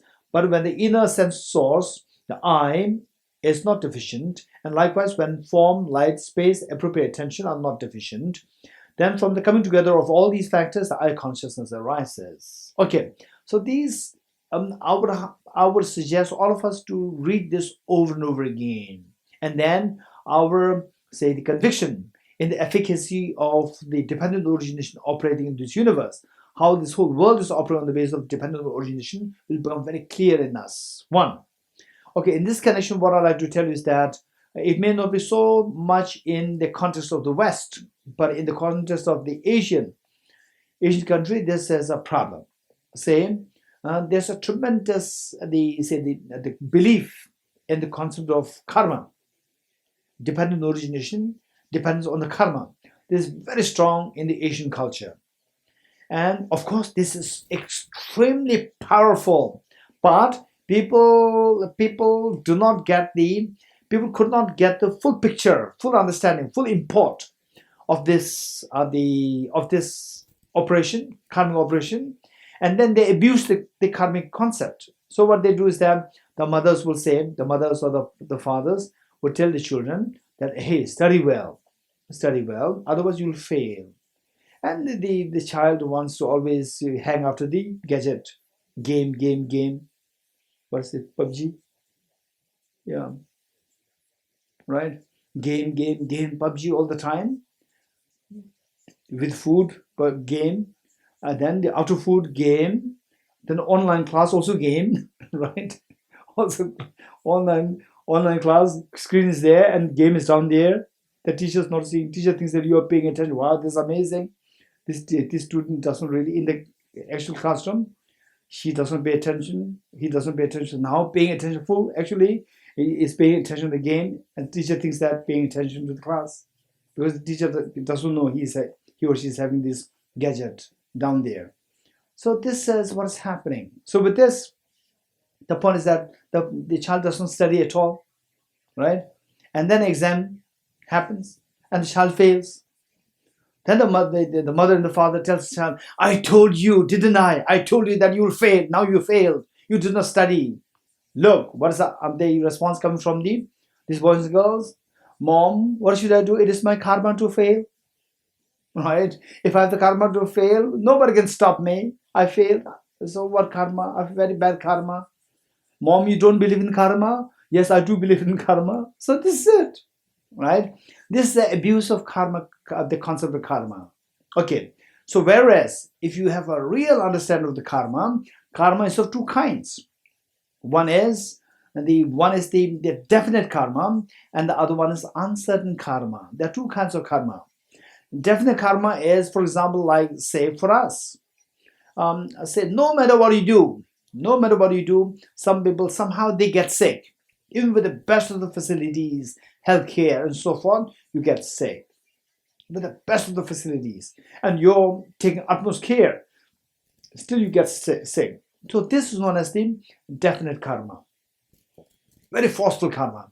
Whereas if you take care of your food, if you take care of health, make sure that you don't stress yourself too much, taking food, exercise, keeping your mind in meditation, keep your mind calm, then you can they stay away from many of the unnecessary illnesses. Whereas if you don't take care of your food, you're just always stressed, you don't take food on time, you don't sleep on time, then you get sick, right?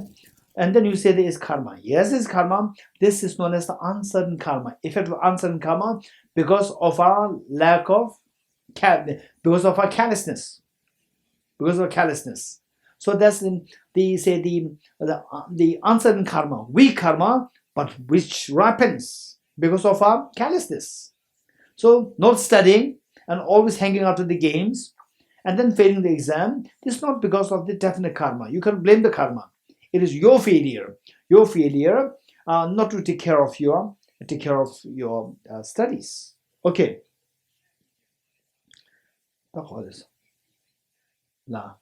Okay. The I does not think. I'm reading the text. Okay, now we're almost there. We're almost finished. The I does not think. I serve as the basis for the I consciousness. Nor does form think. I serve as the object of perception for the I consciousness. Nor does light think. I function as a visibility for the I consciousness. Nor does space think. I do not obstruct the I consciousness. Nor does appropriate attention think. I provide mental reflection for the I consciousness. Nor does I consciousness think. I am produced by these conditions. Yet the I consciousness is born from the presence of these conditions. Similarly, a corresponding analysis should be applied to the rest of the faculties, to the ear consciousness, nose consciousness, body consciousness, so forth. In other words, the name and form.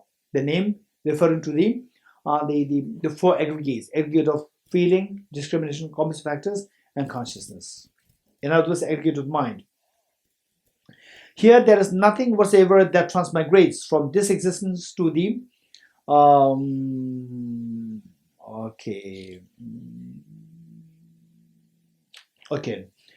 here there's nothing whatsoever that transmigrates from this existence to the next, and yet that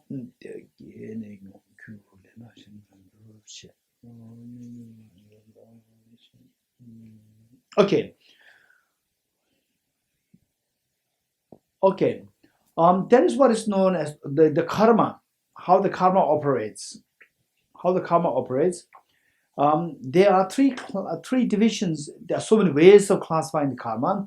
Another one way of classifying the karma is three. Say you do, we engage in karmas, extremely powerful karma.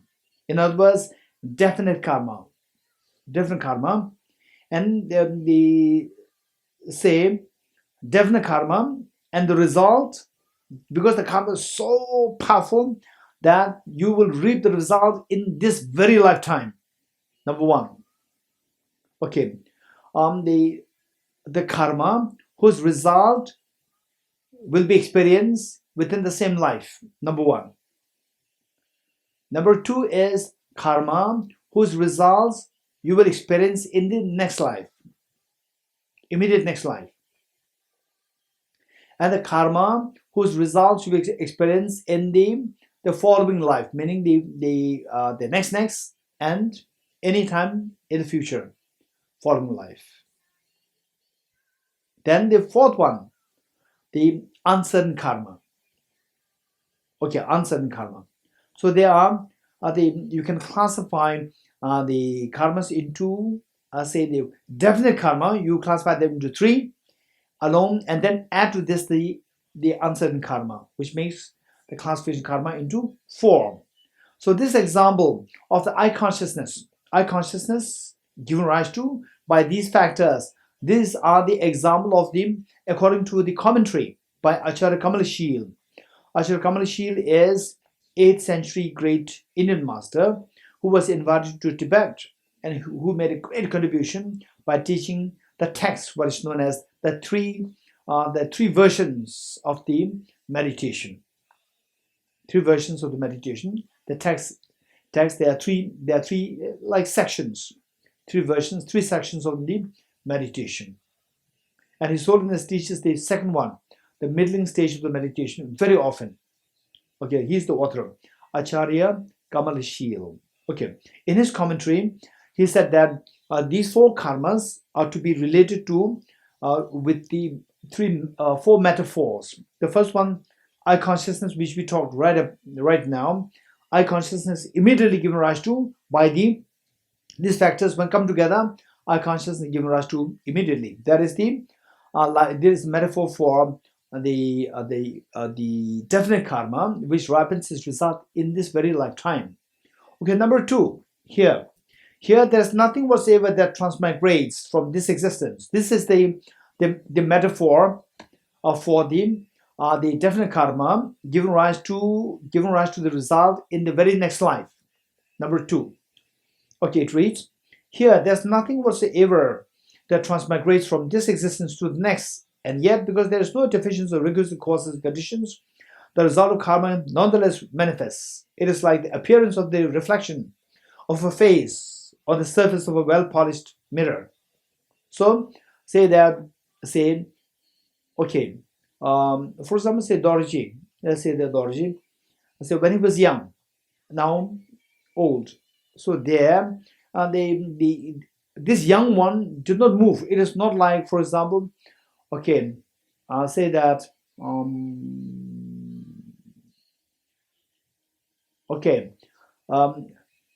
Say that you are not happy with your first school.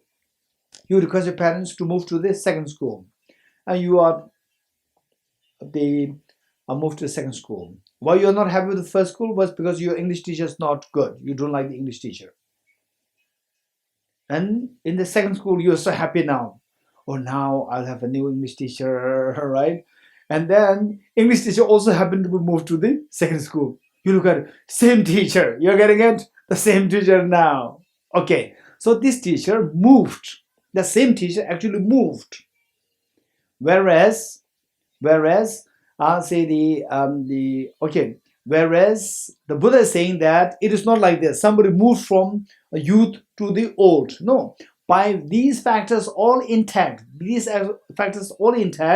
then this known as factors of dependent origin intact, then the result comes into being. That's it. It's not that the cause went there to the result.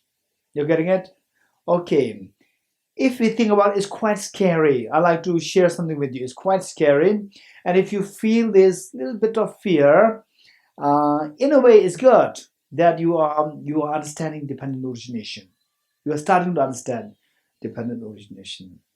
Okay, tell me, what is your weight when you were born on this earth? What was your weight? Maybe 2 kg or 3 kg, right? Okay. This 3 kg or 2 kg piece of flesh, 2 kg or 3 kg piece of flesh, right? Even this is nothing but cells. These are cells, right? It's just the billions of cells combined together that makes this piece of 3 kg the boy or a girl. Of these billions of cells, are these cells still intact with you now? Right? Only few. The cells, they decay and new cells are generated. Old ones die, new generated. And today what you have, almost like 95% of what you are today was not there. You're getting it? What was there, like 95% of what was there was gone. Right? So you are actually a new person. It's quite scary. As Sandra, we say that I was born She's my mother, he's my dad, I was born that time. When I was young, you were not there actually. They are very different. You are very different. You're getting it? But still, conventionally, we say that, yes, I from there, then I went to this school, this country, that school, and finally I came to Paris. Okay, this is the how we say. If you think carefully, where is that thing which really is there? What was there, what is now is very different. But by depends on the various causes and conditions, depends on these, then what you as today originates. It's not that what was that young boy or the girl with this 3 kg thing, all this intact, come here. No, from this a 3 kg, like 95% is gone. The many of the body cells, some of their lifespan is like 7 years. Some of them like the maybe 10 years, 15 years. The cells, their lifespan. And I'm 50, which is almost like 95% of what I had is already gone. It's all these things what I have now, they all come new. So where is the self, which is the same? So what the Buddha taught is this is dependent origination. By having all these factors intact, then the self originated. So this conventionally we say that is the same self who came here. So this is all coming from the subject, not from the object. From the object is a very different person. Now this applies to that rebirth. Rebirth. When we die, we take a birth. So that birth and the birth of this life, what is the commonality there? If you look for this, again, you will not find there. From the object side, we don't see anything which transmigrates from one place to the other. But subjectively, yes. Conventionally, yes. We said, okay, in the former life, I was a French. Today, I'm a Tibetan. In the former life, I was a girl. Today, I'm a boy.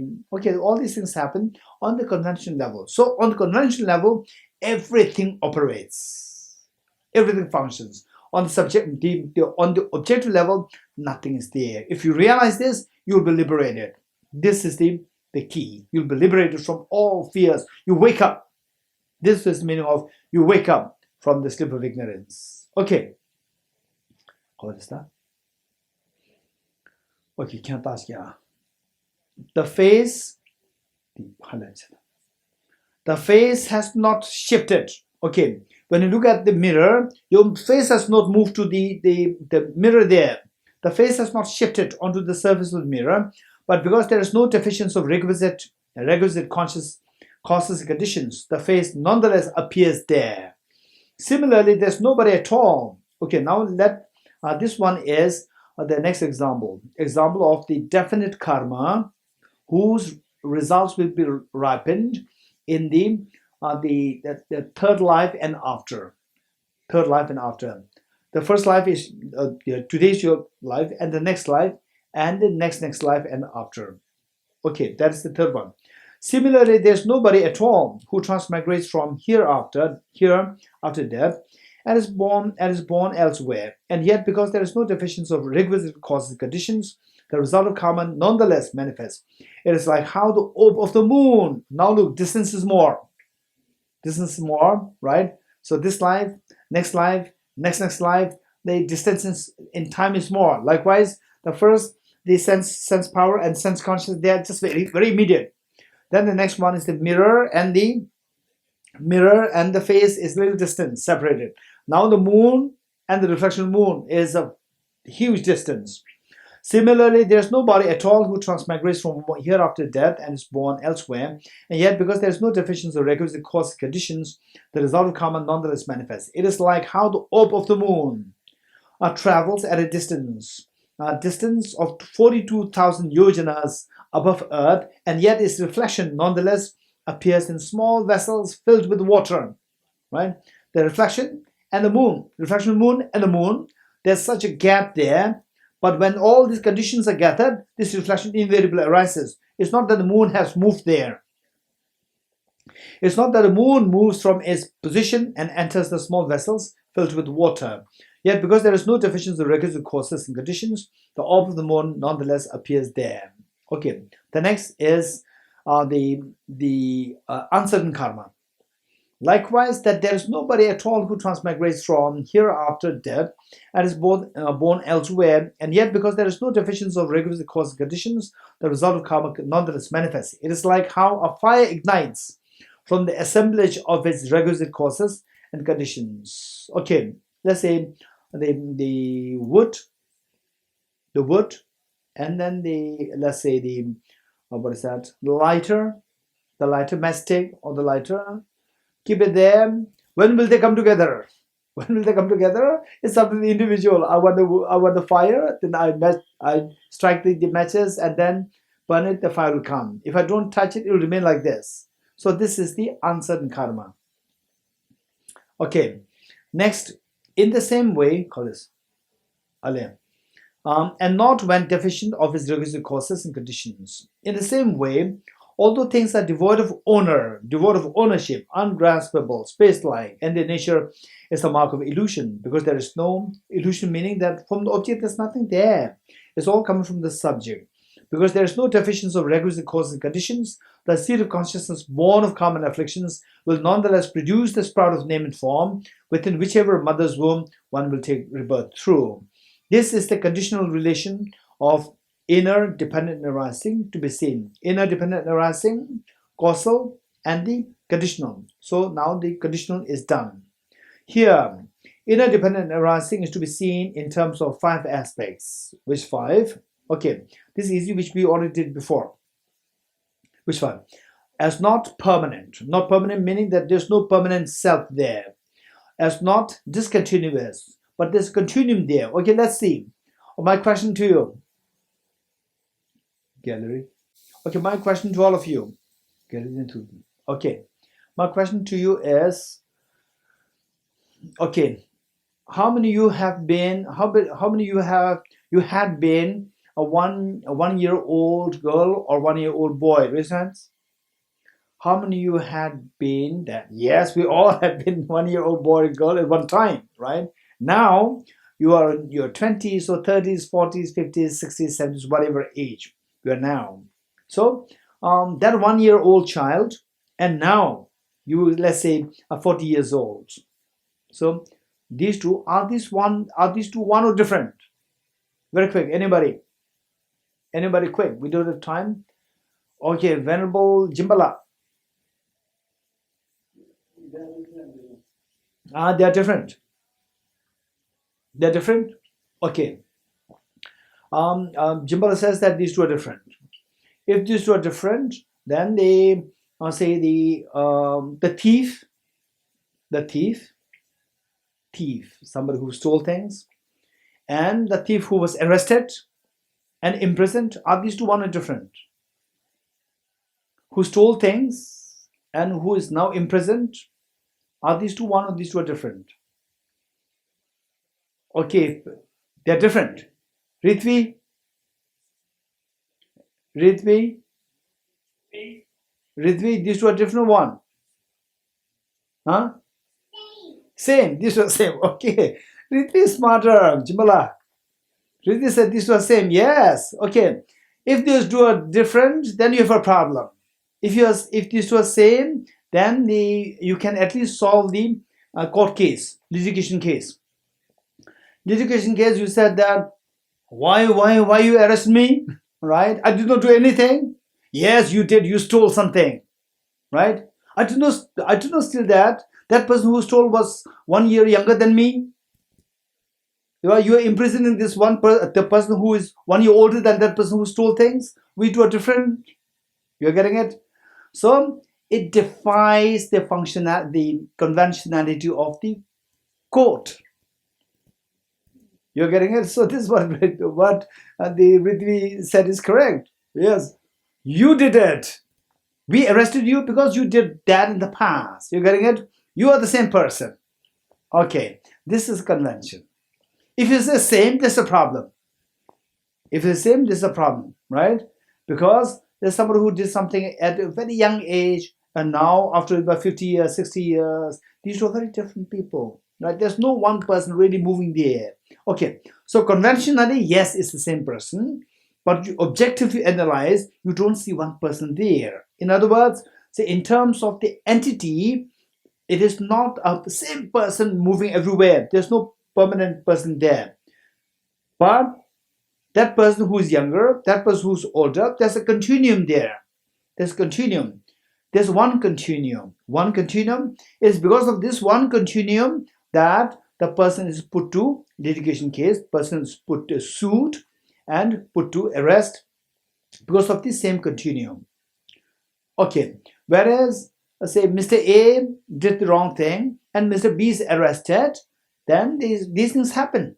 These things happen, and then after a while, in some cases, this is realized, and Mr. B is given compensation, and in some cases, Mr. B dies in the prison, right? And may discover only after his death. Okay, so the point is that these two, who stole, who who is involved in the what is that? Breaking in, who's involved in breaking in a bank, and then who's being imprisoned. These two share a continuum. These two are continuous. It's not that these two are two distant people, right? But it's not a permanent self. So it says that,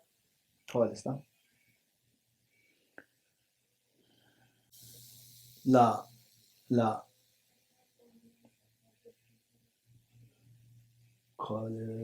here, okay. Here, inner dependent arising is to be seen as, anyway, the explanations are given in detail in the root text itself. Here, inner dependent arising is to be seen in terms of 5 aspects. Which 5? As not permanent, because it's not the same person going everywhere, and not discontinuous also because there's a continuum there. As not involving transmigration, it's not that the same person moves to the next. It's the change in the factors. As the formation of a large result from a small cause. From a small cause, large result can come into being as a continuity of similar type. And what comes in the later is a similar type with respect to the cause of that. In other words, cause and effect, these two should be similar in nature. How is it not permanent? It is not permanent because the final aggregates at death are one thing and those at the birth are another. Aggregates are very different. That is, the final aggregates at death are not the ones at birth, and yet only when the final aggregates at death cease do the aggregates of birth arise. How is it not discontinuous? Because these two are the death and the birth next time. These two share the same continuum. How is it not discontinuous? It is not discontinuous because aggregates at death do not arise from the final aggregates at death either when they have already ceased or when they have not yet ceased, like the beam of a scale tilting from up to down. The aggregates at birth arise precisely when the final aggregates at death have ceased. In other words, so if you objectively analyze, you will not find when the birth started objectively, because things exist only subjectively, like the two sides of the balance. The balance. So subjectively we see that the earlier birth, the earlier life dies, and the next life arises. The early one diminishes, and the next one starts. Like the two sides, one is down, other side goes up. So this is just by dependent origination. Objectively, nothing's there. Independent, there's nothing there. How does it not involve transmigration? It does not involve transmigration because beings from different classes of existence bring about their rebirth in a common form of birth. Meaning that transmigration, meaning, human being, a human person dies and then takes birth in the god and goddess realm. Human and god and goddess, these two are very different. So which means that it's not that human goes to the god realm as a human being. No. So if that happens, this is the transmigration, objective transmigration. How does it entail the formation of a large result from a small cause? Yes. For example, you do one action, one small action, it can give rise to a large result. For example, let's say that there was a story of the one person who offered a bell. First, what he did was that he was really against building a stupa. And then finally the people succeeded in building the stupa. And then he regretted. And because with this regret, what he did was that he looked for ways and means to get a bell, buy a bell, and offered this to the stupa and tied that to the stupa. So now, this karmic event, the bell is nothing. This bell is nothing. This bell may cost you like €5. So this man, the next life, this man was born physically so unattractive because of disapproving the building of the stupa. Was born so unattractive, but yet his is without comparison. His voice. So he became a monk, and then he would always, they sing praises of the three jewels and so forth, and anybody who could hear his voice just involuntarily surrender, and they would feel so devotional. A feeling of respect, devotion to the person who was singing, who the person was not seeing, arises, and then this makes people to come with offerings, and the monk was singing the praises to the Buddhas, bodhisattvas, and so forth in a small temple, and we cannot see the monk from outside. And these people, they come hearing this, his sound is so enticing. Then, and then another monk was sitting there at the door, next to the door, like the gatekeeper. And anybody who wants to, out of so much of respect, devotion to the monk who was singing the hymns to the Buddha, so they come with all the gifts, offerings to be made. And the monk at the gate would say that, okay, what do you want? I want to make this offering to this venerable monk. I have a tremendous devotion to him. And they would say that, okay, first leave all your gifts here. Otherwise, you will change your mind. You will leave all the gifts here. You don't have to offer. I will offer on your behalf. Okay, now you go. Hearing it makes you just lost into deep devotion to the monk. The moment you saw the monk so unattractive, the devotion simply dissolves. It is that this devotion is just purely out of the sound, not out of the knowledge and the qualities, mental qualities. It's purely out of the sound. So you see the physical appearance very different. The devotion dissolves. So the people, they change their mind. Okay, now there's no point in giving these expensive things to this monk. So they would carry back. No, don't carry back. You already decided to give. As you want to offer, means offer it. Don't change your mind. Otherwise, you'll build a very bad habit. So all these gifts will be offered to him afterwards. Okay. So look, this is just offering one simple bell to a stupa. You get such a result. And of course, it's not only for one life. It'll happen for many lifetimes. So this is the meaning of a small cost can give rise to numerous results in the future. How is this? Okay. The ripening of the last result is experienced from having performed a minor action. Thus, it entails the formation of a large result from a small cause. Okay, now we are about to finish. It involves a continuity of similar type because, okay, now the cause and the effect, this should be similar time. Plant an apple seed, don't expect mangoes growing out of that. So the cause and effect must be concomitant. How does it entail the formation of large? Oh no. It involves a continuity of similar type because the ripening of an action is experienced precisely according to the action performed. You do good things, you do virtues, only expect happiness. Expect happiness only when you do virtues. You do non-virtues, don't expect happiness. Right? Be kind to your mother, expect happiness. Maybe in this life, but for sure in the next lives. But if you're being unkind towards your parents or towards others, and then you expect happiness, this is totally we defying the law of karma. This is where we are creating self-destruction. So therefore, knowing that the results are always concomitant to the causes. So if I want happiness, don't engage in negative karmas. Always engage in virtues. If possible, the safest thing is always try to build compassion. Build compassion. With compassion, all your gestures are going to be very tender, gentle, very loving. Anybody who comes close to you will feel so happy. So this is the secret of happiness. All your gestures will be very appealing if you hold a compassionate thought. All the actions will be virtuous and positive karmas. Okay. Venerable Shariputra. So this was what we studied. There were the discussions happening between Arya Maitreya and Aryavalokiteshvara. No, the Shariputra. So this is the dialogue happening. So now that dialogue is coming to an end. Venerable Shariputra. Who's saying this?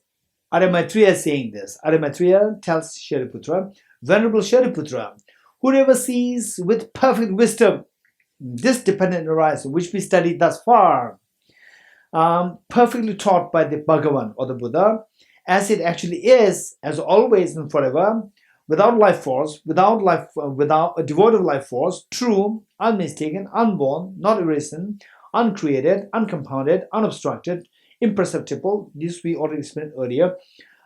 Tranquil, fearless, incontrovertible, inexhaustible, and by nature never stilled. Whoever fully and truly sees it as unreal. Okay, sees it as unreal. Unreal meaning that whatever we are seeing is objectively not real.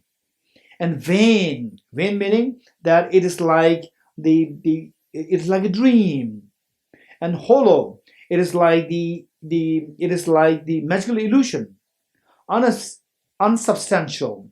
It is like the stalk, or it is like the stem of the lotus, the lotus plant. The stem, you just break it and see inside is hollow, unsubstantial. And as a sickness, and they say all these miseries, 12 links, dependent on origination, we see that it's a form of a sickness, a boil, a thorn. Okay, a sickness, a boil, a thorn. Okay, the sickness representing three kinds of suffering. Sickness, the suffering of change, and the boil, suffering. It is according to Acharya Kamal Shil. Sickness resembling the suffering of change, and the boil, the suffering of suffering, and then the thorn, pervasive condition suffering. So how that's related? Sickness meaning that, okay, somebody says, okay, no, I'm very sorry, and then you feel happy. Next time, again, the person repeats the mistake. Again, you said no, you are doing it. Earlier you said you would not do it. Oh, I'm very sorry, I did it. And then at one point you said, I'm sick of you. You're getting it? I'm sick of you, meaning that earlier you promised something and I was very happy. This happiness changes to sickness. So happiness changing to sickness is known as suffering of change. And the boil is the form of illness, that is the manifest suffering. And that tone, a tone. So tone per se is not a problem. Tone is the cause of all the problems. You pierce it, there's a pain there, you remove it, and then you are released from the pain, suffering of change is happening. You press it, then suffering is happening. All these are happening because of this tone. So this tone is like the pervasive condition suffering, the cause of all the other sufferings. And then the miserable, impermanent, painful, empty, and selfless. Okay, this is interesting. Miserable, okay, as miserable, done. Then number 2 is impermanent, painful, empty, and selflessness. So these four are the four characteristics of the truth of suffering. Truth of suffering, 4 noble truths. Truth of suffering has 4 characteristics or 4 attributes, and all the remaining all these 4 truths have their 4 divisions each. Or in other words, if you go to this one, the 4 seals of the Buddha's teaching. Anybody who remembers the 4 seals of the Buddha's teachings? Anybody who remembers the 4 seals? Okay, don't worry, we are a little tired, I know. Okay, Smitaji, the four seals. Smitaji. Yeah, all composite things are impermanent. Okay, slowly, Smitaji, slowly. Okay, all of us, look at this part. This is my touch. Let the marks here. Painful, what? On the painful, empty, selflessness, impermanent. Can't be impermanent, painful, empty. Okay. Let us all look at this. What our program coordinator she highlighted, and let us listen to Smitaji and let's try to correlate. Smitaji is the first one. All composite things are impermanent. Okay, you see impermanent there, number one. Then? All contaminated phenomena of the nature of suffering. Okay, suffering. Number two, painful. Yes? All phenomena of the nature of emptiness and selflessness. Very good. Emptiness and selflessness. Do you see all these four there? Okay, these four, they come in many forms. One in the form of the four seals. One in the form of the four attributes of the truth of suffering. You're getting it? So it comes in many forms. So impermanent, all composite things are impermanent. Painful, what is driven by contamination, self-grasping ignorance. Ignorance result is always painful. Then empty, meaning that this self and my aggregates, these two are empty of being different. This self and my aggregates, these two are, this self is permanent. My aggregates are impermanent. These two are like two things. For example, say, I'm always there, but I'm always there, and my pen, it changes, my books changes, my clothes, they, they change. Okay, so these are different, and I am always there. Other things are temporary, which means that these two are different, and this is wrong. This is a wrong conception, right? What I am is decided on the basis of these aggregates, body and the mind. So these two are being empty of being separate. These two are empty of being separate, the self and the aggregates. Then selfless. The self is not one with the aggregates. It's not one with the aggregates, not different from the aggregates. You're getting it? But the self is there as projected, not from the object. From the object is not one with the aggregates, not different from the aggregates, but it's coming from the subject. Imputation, like a dream.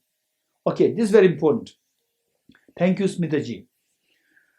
The painful, empty, and selfless, such a person does not reflect on the past. Okay, now we are done. So when you realize that I'm like a mirage, I'm like a dream, I'm like a magical illusion, when you realize this, objectively there's nothing there.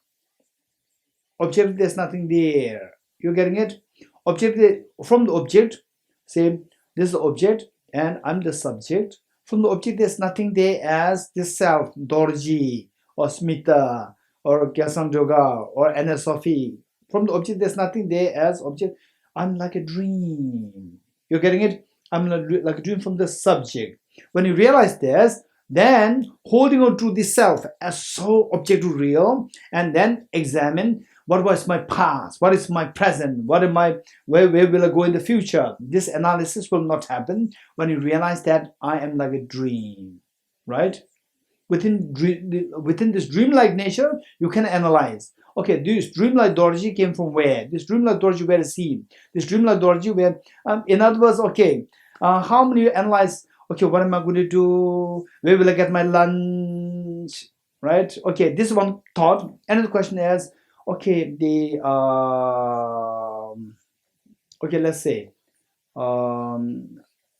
okay, let's say, Gelik Shambhala, right?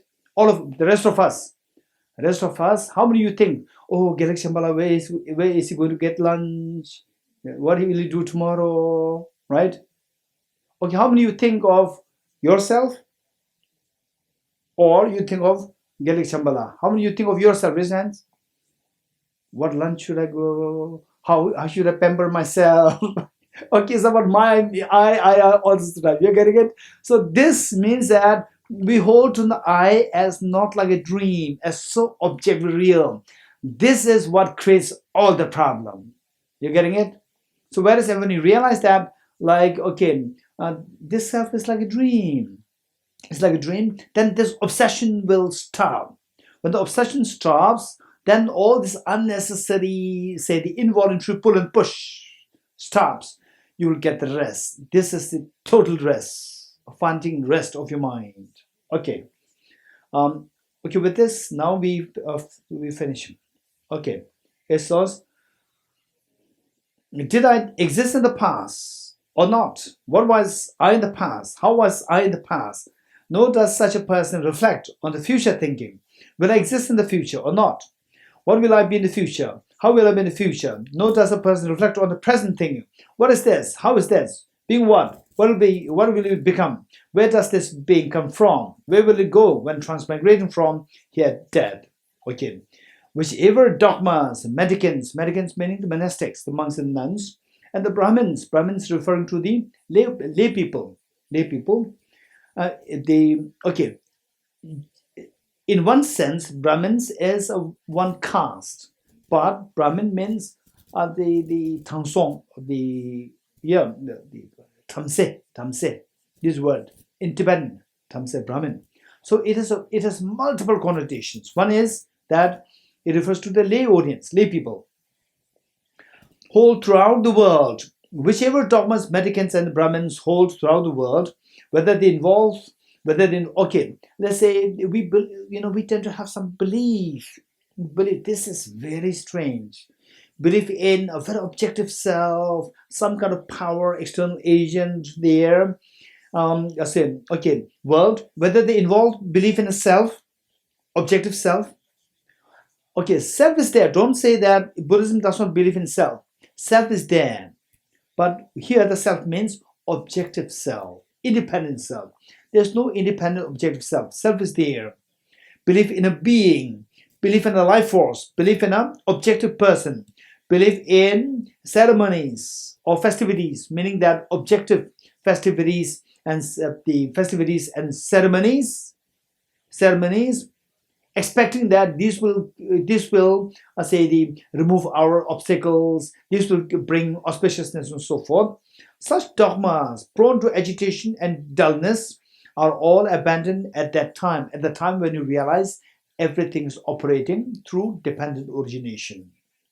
Fully understood as false, these dogmas are severed at the root and wither like the head of a palm tree, never to arise or cease in the future, never to arise. They will never arise again, because they don't arise again, there's nothing to cease. Cease only when something arises. Okay. A Venerable Shariputra, whosoever is endowed with such acceptance of the Dharma and thus perfectly understands, who's endowed with such acceptance of Dharma, meaning Dharma of dependent origination. So at first, when you when I first studied this, a little uneasiness is coming up. That where's the self? Self is not there. Then because this uneasiness because of our grasping, clinging to the self as so objectively real, and gradually it will be over. So this is so precious. It says that endowed with such acceptance of the dharma of dependent origination, and thus perfectly understands dependent arising, is prophesied for unexcelled. Unexcelled meaning, say, the state of unexcelled. State of unexcelled, perfect and complete awakening, or maybe we can translate this perfectly as complete awakening. This is a better translation. Perfect is not that easy. These are all the nuances. Perfectly as complete awakening, but the Tathagata. This is what the Buddha made the prophecy, that if you understand dependent origination in this context, the way presented, then this will take you to the state of the unexcelled state, and you will perfectly go into the complete awakening or complete enlightenment. This is what the Buddha made the prophecy. Buddha, who is referred as the Arhat, the perfectly and complete awakened one, the one with perfect knowledge and conduct, the Sugata, knower of the world, the incompatible charity of those who need taming, the teacher of gods and humans, the Bhagavan, the Buddha. In this way, such a person will become a perfect and complete Buddha. So anybody who realizes this dependent origination, driven by the force of compassion, this will become a perfect and complete Buddha. After the Bodhisattva Mahasattva Maitreya had thus spoken, Venerable Shariputra, together with the world of gods, humans, asuras, and gandharvas, rejoiced and praised what the Bodhisattva Mahasattva Maitreya had taught. This concludes the Noble Mahana Sutra, the Rice Seedling. Okay, so we are done with the Rice Seedling Sutra. I was not really expecting to complete this. We are able to complete this. Of course, it's little like a crash course, a little heavy. Okay, so at the end, what I may just I don't want to add too much things here. I like to make it very simple. Say that now I know that some of you are really into Dharma practice, very serious. You spend like 2, 3, 4 hours a day in your Dharma practice. I really rejoice. And some of us who are really new to Dharma practice. So what should we do? So the point is, always keep in mind that the Dharma practice is not for the sake of Dharma practice. Always keep in mind that whatever I do, I should do with following the 2 agendas of my life. The first agenda is be kind to yourself.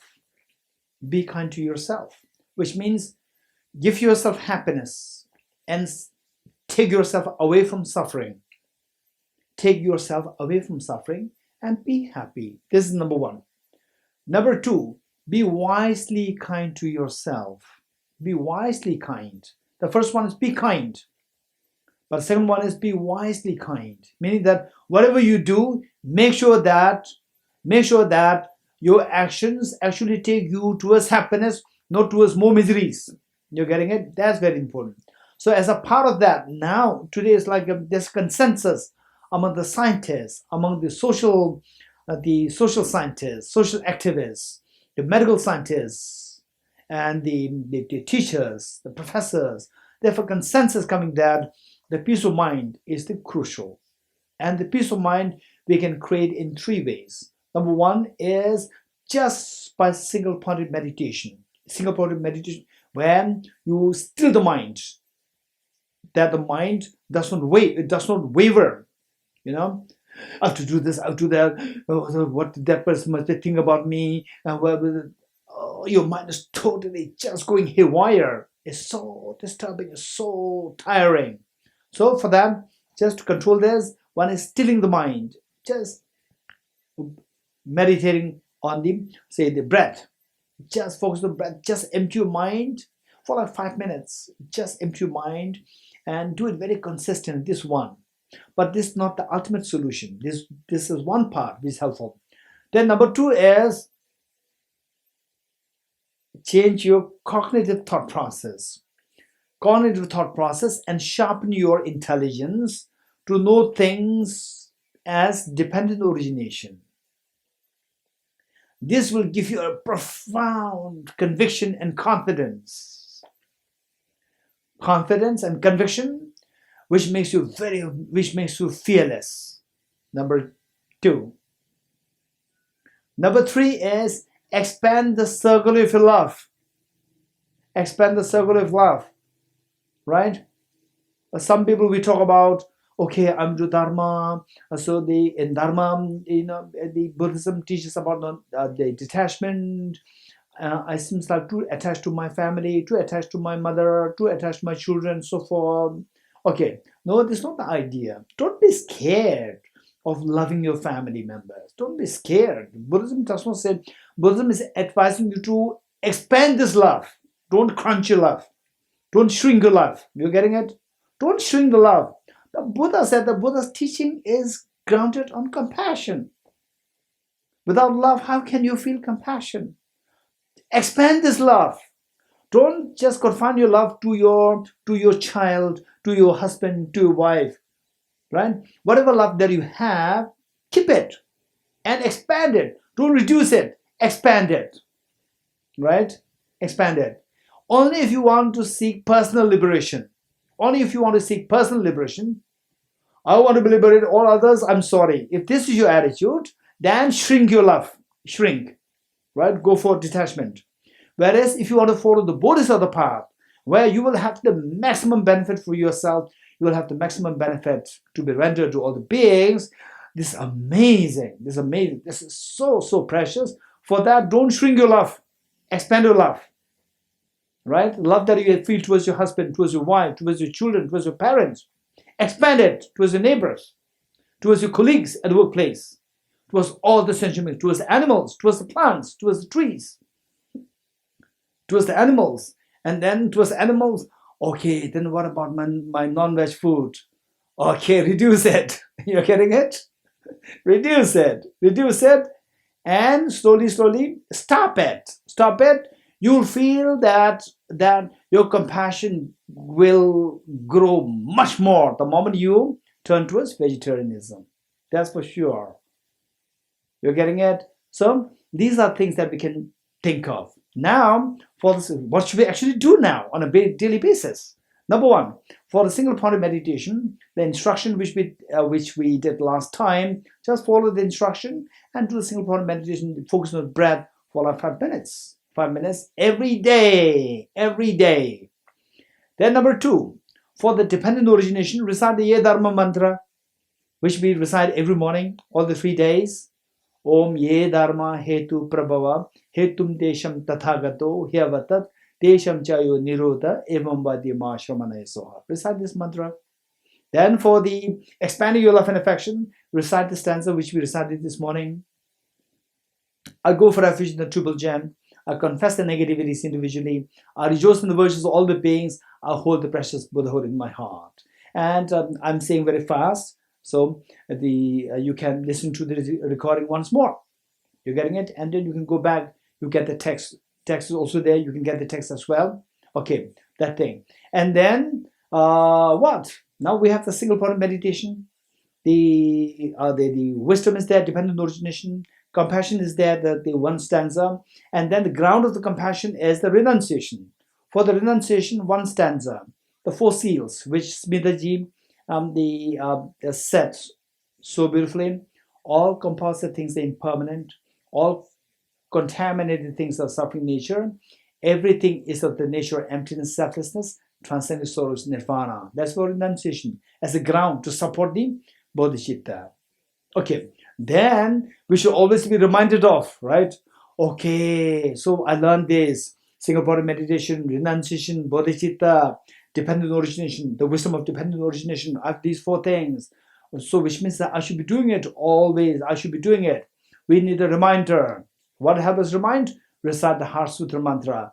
Gade, gade, para samgade, bodhisattva. Which means go beyond. Go utterly beyond. And establish your full awakening. Don't keep sleeping. Wake up from the sleep of ignorance and you'll be free. Right? This is a reminder. Don't stay where you are. Go from where you are towards your purification of the mind. Set on the journey of the mind. From the miserable state to the state of ultimate happiness. Don't be lazy. Right? Don't be lazy. Recite this mantra. This reminds us that go, right? If possible, try to say this also not only in the Sanskrit, also in English. Go beyond, go utterly beyond and establish your awakening. Don't sleep, don't keep sleeping. Wake up, right? Go towards waking up.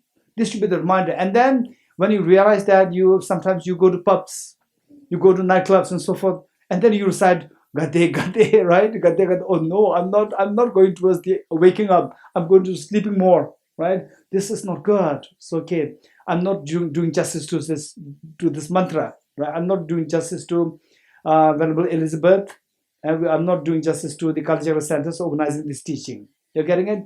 So if you can do these things, it'll take maximum 10 minutes a day. Maximum 10 minutes to 15 minutes a day. That is good enough. Right? And then later on, you want to expand on it, you can expand it. Okay, that's it. The Venerable Elizabeth, thank you so much for your being. You have been so consistent in your service for Dharma. really service for the humanity, for the beings, for sentient beings, for all these many years. It's not just 1 year, 2 years. It has been like more than like 30, 40 years that you really work for Dharma and for the sentient beings and really supporting your all the centers. I really, really, really appreciate you.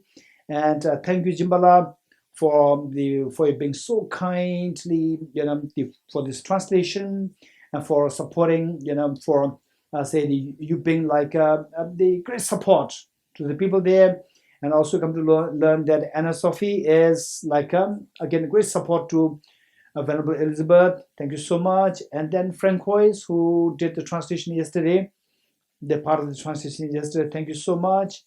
Yeah, so okay, so thank you each and every one of you. So let us all undertake this journey, Gade Gade, from the state of dream, sleep, to the state of waking up, fully waking up towards the total fearlessness and the infinite happiness for yourself and for all the dear sentient beings. Okay, with this in mind, we will do a quick dedication prayer.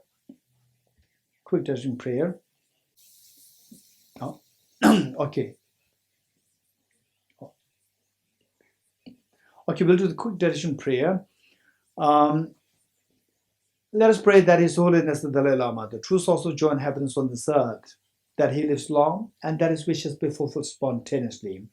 And let us also pray that the world leaders learn from His Holiness the Dalai Lama, like Mr. Joe Biden, the president-elect, and all the world leaders, they learn from His Holiness the Dalai Lama. There's a treasure there. The world is a treasure. Where the world is a sun. Why not we make use of this? All these leaders must be woken up to see the sun still existent on this earth, and that they learn from him how to bring harmony in this world, how not to go into racism, how not to go into say the gender discrimination, racism, and all these creating divides, and instead learn from him how to bring the harmony, sisterhood, brotherhood in this universe, and really help render service to the people, the poorer section of the people who really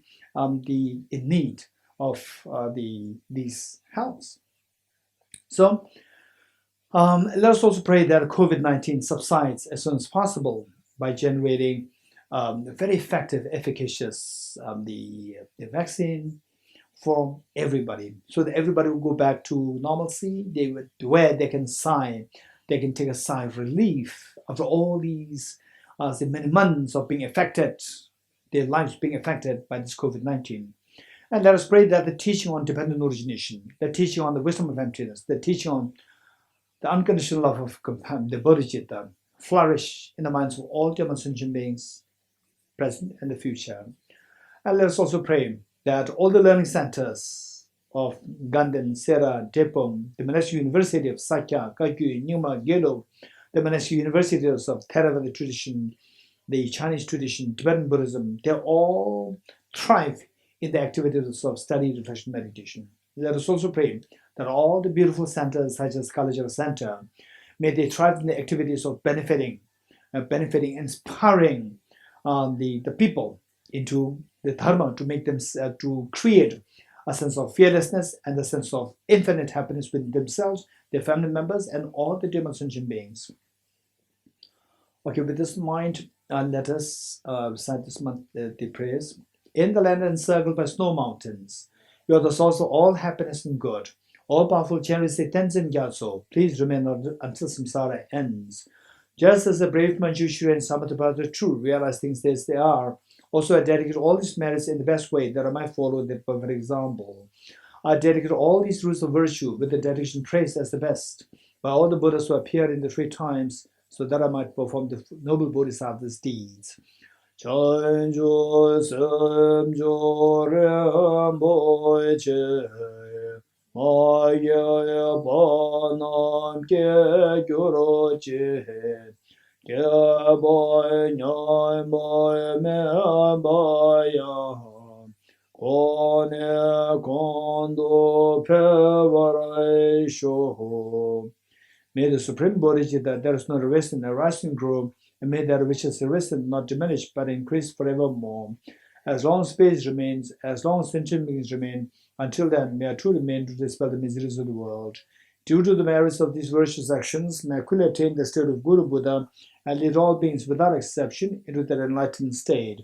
I dedicate the merits thus gathered towards the realization of the deeds and the prayers of all the Buddhas and the Bodhisattvas of Trita, and to the upholding of the Dharma of teaching and realization.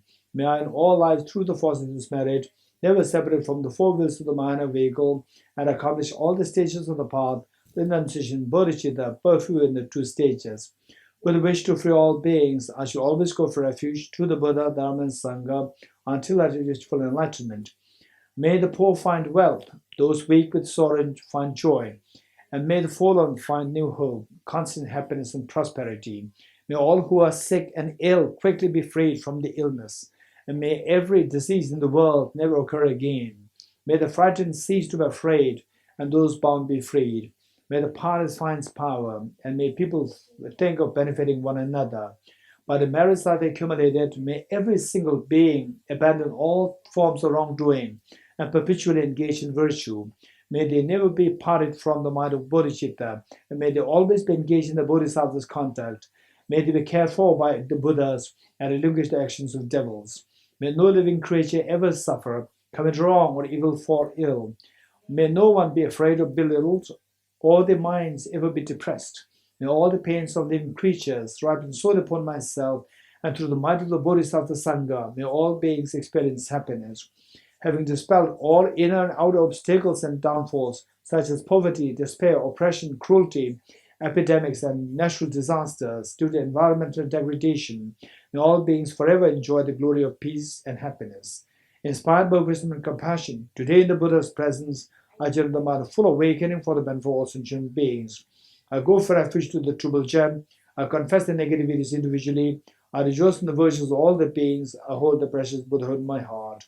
By the power of practicing and supplicating to you, may all be free from sickness, poverty, and conflicts, and may Dharma and auspicious proliferate in all places where we abide.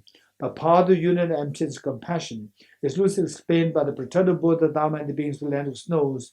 You are the lotus holder, Tenzin Gyatso. We supplicate you that your wishes are fulfilled spontaneously. May the operations of evil thoughts and deeds of the negative forces of humans or non-humans who harbor malice through perverted prayers against the teachings of the Buddhas be totally vanquished through the path of the three jewels. By the dependent realization of profound suchness of appearance and emptiness, together with the force of great compassion of the three jewels and the power of truth, and the virtue of infallible law of karmas and the fruits, may the truthful prayer of ours be unhindered and quickly fulfilled. May the teaching of this beneficent one till world's end be unshaken by the wind of evil thoughts. May it always be met by innumerable beings who find conviction in the teacher by understanding the teaching's true nature. May I never falter even for an instant to uphold the excellent work of the sage, which illuminates the principle of dependent origination through all my births, even giving away my body in life. May I spend day and night carefully reflecting by what means can I enhance this teaching achieved by the Supreme Savior through his strenuous efforts over countless aeons. In all my lives, never separated from perfect gurus, may I enjoy the magnificent Dharma by completing the qualities of the stages and the paths. May I quickly attain the state of Vajratara. Throughout my future lifetimes, may I always be guided by the Manjushri and be able to uphold the Dharma in general and the teachings on dependent origination in particular, even at the cost of my life. Om Gate Gate Paragate Parasamgate Bodhiswatyatha Om Gate Gate Paragate Parasamgate Bodhiswatyatha Om Gate Gate Paragate Parasangate bodhi swaha.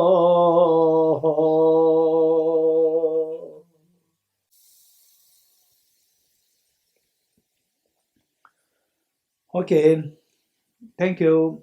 Thank you. Thank you All of again. you. Thank you, Krishna. Thank you again. Long life. Thank you, Geshe. Stay happy. Stay happy. Bye bye.